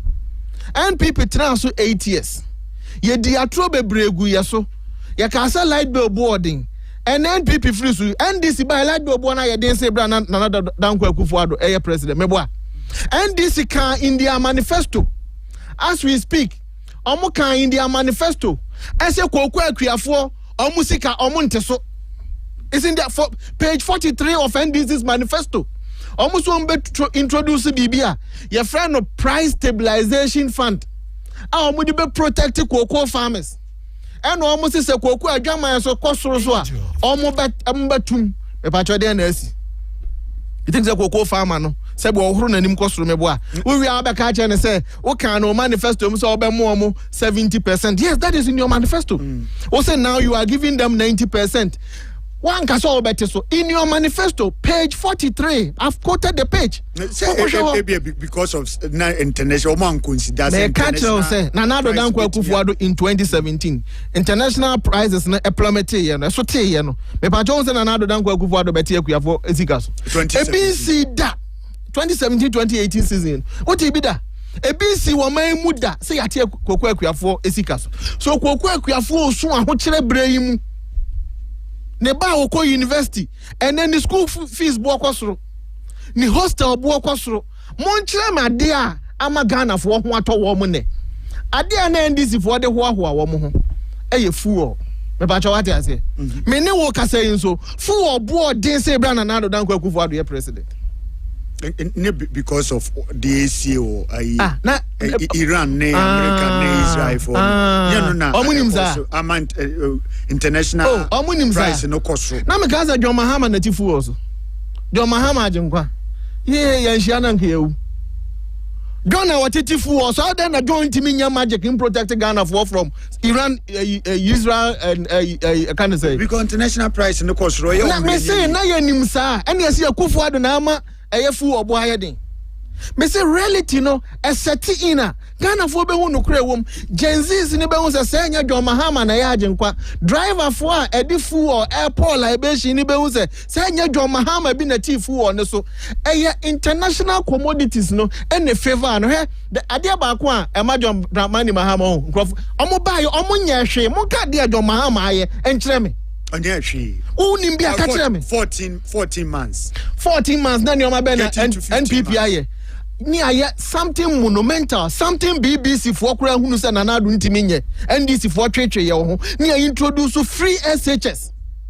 ni aye restore nursing and teacher training allowance ni aye fat teacher for 30,000 Sabre ni aye advertise the same 2017-2018 ni aye advertise 32,000 ye recruitment for health workers aye be complete process no in 2018 me pacho what ya say eti the American say John Mahama 14 months. Then why? Now him. Omo ka dollar. Omo ka inflation. Se unya commodities miensa na align ye mawa. It will favor you. That is why I always tell President in NDC for say they shouldn't play politics with commodities. Well, yeah, so now gold price and then $2,000 per ounce. Ounce me boy. Me bacho. Na cocoa price and then I'm saying then I'm 9,000. In fact, NDC buy in January, February, it should took 11,000 per ton. That's what I'm talking about commodities.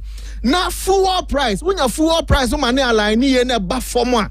Fuel price, no, a bobe cheap. Okay. But they played politics with it. And money appear say Nanado and I'm a fuel boy the number one. But what I say? Sure. And a cocoa no so no FHA one more dollars. Eti omo ba ka che akua for say ye na yetrimu edi me manu besim pacho macho what you say now koko bo ne eba afom no reality ebe setting now on so ntimi cancer ma ka che akua for ne na no wo de share adum ni adanse NPP for ne boka na NPP aboka no an yete ho ne yante akua for sika so wo na aba ya wo se nyoma ya ma na abeti akua for sika so me pacho what you say e bio fuel price no afei the President Mahama ko obono no or can say Russia-Ukraine war and COVID-19 impacting negatively on the country. Sabi meeting as sabi imperial sanya ne boni ma sabi ifu adurache no waka na numu asem. No matter what you say. Asabi ifu adurache no waka na numu asem. Enyo ono ano say Russia and Ukraine 7,000 miles away near to bomba enti meto Ghana. Iran there no 9,000 plus and they be beto Ghana. They make sure say reality ebe seti in soon. Say am no work say e dan boarding e mabunu ni nyesika han dan. Ya bre okaya e mabunu kura no omo epe omanya anwuma foforo no. On say ya ma rent advance bi ane de ma youth no. But what is rent allowance bi no na watua ne kakra and the light bill omo ntimi ntua BC registration ya bre so na ye free na omo gi BC fees. Etidia na NDC aya ema omen corruption on says am no ka say 14 months into the administration 14 months no yenya hunu hwe o Auditor General's report best start here ba a public accounts committee hopefully 2 years into the administration and when you be President Mahama na nkasa o say sabi o tie for ade enche o so o man na bini ena o mote so ye be hu de hwe o moto etu o munya abotre sesi amusa dankwa no de aba no too early say Ebeka say now you think I know or goodwill. In fact, omo goodwill no cry there. Omo are eroding in term with the new maybe abaso early. NPP, even Nyakwa 2020, the goodwill was still there. But what you say? At the end, this make us info analytics. Or more report no ban. Okay. A year too early. 3 years into the administration, you better find out as compared to NPP. Okay. You better hospitals as compared to NPP. You better markets you better schools, you better astroturfs, you better projects. Na hɔ ne yɛbɛhu sɛ nanado danko akufoado ne MPP sɛ bi paa medase papa tropical cables ɔsɛ sɛ ɔpɛ cables papa de a ɔyɛ ɔdan sɛ ɔpɛ sɛ ɔbɔ ho ban fridge ahyehyeɛ ho ɔpɛ cables a ɛyɛ papa Ghana Standards Authority agye atum a ɛma risk biaa ɛne yɛn weather no ne adeɛ nyinaa ɛkɔ a ɛyɛ tropical cables wobɛtumi a ɔsape a na wobɛtumi afrɛ ɛwɔ 0268769840 0268769840 now there near Abonkomo tropical cable is strong, safe, reliable tropical cables to papa no preco. Virgin my memory also now you know very interesting. So this is coming from the Honorable MCA Anowo Swami. Onona onen Crawford promise interchange. Angel. Office so na interchange no kra no. But Nawanya Swami interchange. How can you say that project is 50%? You don't even know what it entails. What do you mean, Maza? I don't know what it is. You think it's all about it's my time. So give me. No, please. Community roads. Please give me the chance. No, you won't me the account. Can you hear? Cocoa price from 2017 and me person honorable and as producers. From 2017 to 2020, President Akufo-Addo increased cocoa price. Even when the world market was not decreasing. Producer, between 2017 and 2019, see whether the world market price of cocoa was decreasing. It was not increasing astronomically, but it was not decreasing. Please, Honorable, Okasei Miwaha. So don't give that impression. Say now world market price and they increasing 2017, 2018, 2019, 2020, and some now we increasing. We have first increment of cocoa. So for 4 years you never increase the price of cocoa to the farmer. So that must be made clear. Meanwhile, I say Omu grow the GDP of Ghana by 5%. Yo, you are not paying your debt. Also, we grow economy. You declare bankrupt. So you are not paying your debt. Compared to somebody you know all servicing the debt. No agree economy by 3%. Why won't you hoka? Why can't a man for say you declare bankruptcy and you are not paying your debt. You are not servicing your debt to people.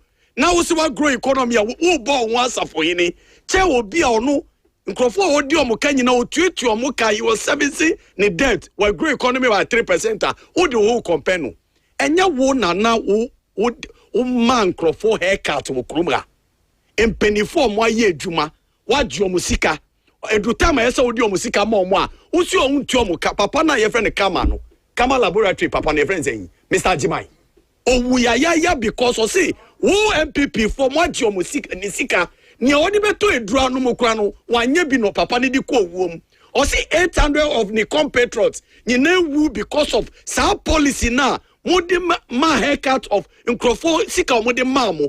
You were not paying your debt, you say you are growing economy. It means you are just when you pay your debt, it makes you credible. We left you an economy. Mahama, what's it on? They left you economy of B rating. What we call Eurobond. Oh, before I ever take you over, now we are junk status. Now I cut you off from Eurobond market. Now it means called Bobusia. It means just as of fuel price. Yeah, my minute be count.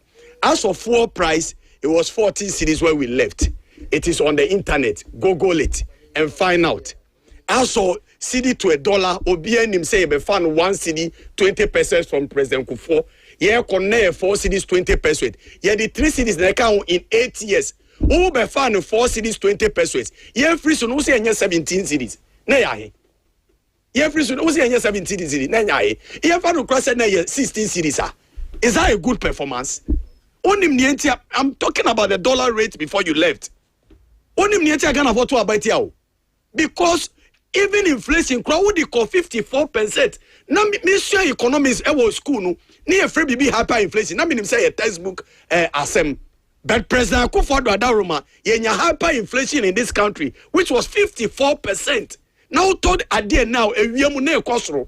It ask for you people there. You think Ghana for sebi no mu nim nyansa no muto abetiamo. You were performing better and Ghanaians said we don't like you. You were doing well and Ghanaians said we don't like you. Ghanaians saw that you were performing abysmally. And then the economy who President Akufo-Addo to me be Bob Busia chain from Nkrumah to Mahama. 120 billion yedi jamu. Ekoya 741 billion. Ukwa Bob Busia 600 billion. Then na udi ye. Then na udi ye. Even hospital ba kukro went me ye wo Nkrumah. Asa na ufrisu.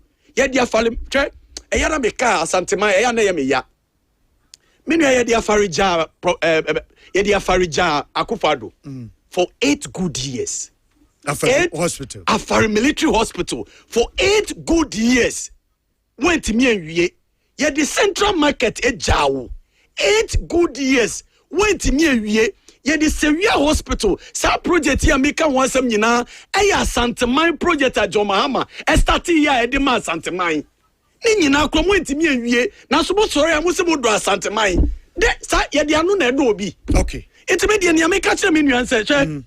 As for the verdict of who performs better, as for the verdict, Yama verdict, Ghana for the verdict is Omunoma verdict. Omar choose NDC that. Omar choose NDC say between these two political parties, NDC need the better managers of the economy when it comes to economy, infrastructure, and everything. Omar must have verdict, That verdict have been closed. Okay. Tell us why. And then Global Info say, as a Ghana for tilted towards NDC. Tell us why people are doing that. Okay. I've told you why people are doing that. You are not able to tell us why people are tilting away from you. Okay. And now because we are better managers. Hey, Ghanaians have given that verdict. The verdict is that you are not a better manager of this Ghanaian economy or anything. Oh, born watching pension bond holder seeker. Ya ose minisika me de mawo na pension bond holders mi be copycat na kenofori atakra eni adwen so miti omu wu ya wo kroma me enti ha etimi nya no be kasa ne 1 minute yes 1 minute so much because Odi Tro Bebre, Bekwai Hospital, NPP be complete. In fact, most of the hospitals are Eurojet projects. Bekwai Hospital, was here complete by Kokra. NPP be complete. Ashanti region Guano no. Formina Hospital, ye be complete. Konongo Hospital, ye be complete. Kumau Hospital, ye be complete. Sewa Hospital, ye complete and Fidiagun. Masa, make us no continue, Mr. Sewa Hospital, Otiko Koso, what has more kind. Was say mfidie gu facility kama ni ema na say e kwan na mudi yi mu ho hospital say na omo kwan nya ye ntimi nko ho no abronti ena moja na ho amanyura afu afa ho Swami Municipal Hospital me no kasa na nado danko Akufo-Addo Drobonso Hospital Akufo-Addo Sebronum Hospital Twedia Hospital Manson Kwanta Hospital hospitals ya mamu nko ho meba ebi your credit ratings minim how wide already Kwakan Fitch report Kwakan SMP report. How much now with the entire credit ratings number B? You can say B ratings. It's because of the DDEP na Obo Akufo-Addo 3 so no. And then our credit ratings number. When the entire DDEP na acquire near the debt forgiveness. Etuba kaya arrangement no. Omuche yesika ni mu $5 billion. Yeah. And that interest no. You negotiate ye. Emma, you're making savings of $4.7 billion. Also, I know what I say. Debt to GDP ratio, a free 61%, about 45.5%. But as I end this, is the no matter debt number form. It's because of this arrangement. More na Moody's one first war, but we paid the ultimate price. Last one, me pacho. Last, did the America question say? omunyai sa atrosem na omudi no. Alright. But ebre ninti no, emse ebre makwazi ebe konsem na bakakra makasi asempa ohwe 8 ya. Ebre ene na ebe ma NDC adapa adedi. Okay, Virgin never completed Sevilla Hospital. Even the contractor warned you so complete here. And no media. So we are the last time the former minister of called only assigned regional minister about the electricity issue. Transformer neighbor. Transformer first one. No so intimate services. The second transformer neighbor. That was the only thing on challenge. Transformer neighbor. Which hospital that you open and there's no electricity? I mean transformer neighbor. Okay, so finally. But I never talked about I never talked about a rating today. Me say niye ja ono na was B-. And I would call junk status. And also my chantrana. Okay. No, maybe a woman. Oh no, 1 minute here, woman, no, mammy can say, me say niye ja oni a B-. Oh my, odi junk status ne jaye. And where you cry. No problem. All right. Virgin Prince. Look, me person me catch me no MPP say. We have been verdict in it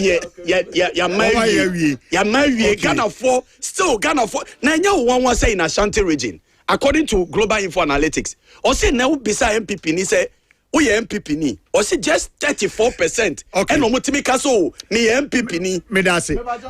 Honorable Maswell Ofosu Boati, former MC also Mesansona Prince Kobe hosting Nyaku Virgin Prince also a leading member of the NDC. That's Papa now. Sports is next. Don Crucia Sama the macho man. I crowd on his sports team no esum now more atwaso. Good morning. Quick commercial break and sports is next. Ghana, why a crowd one? Came back tobacco.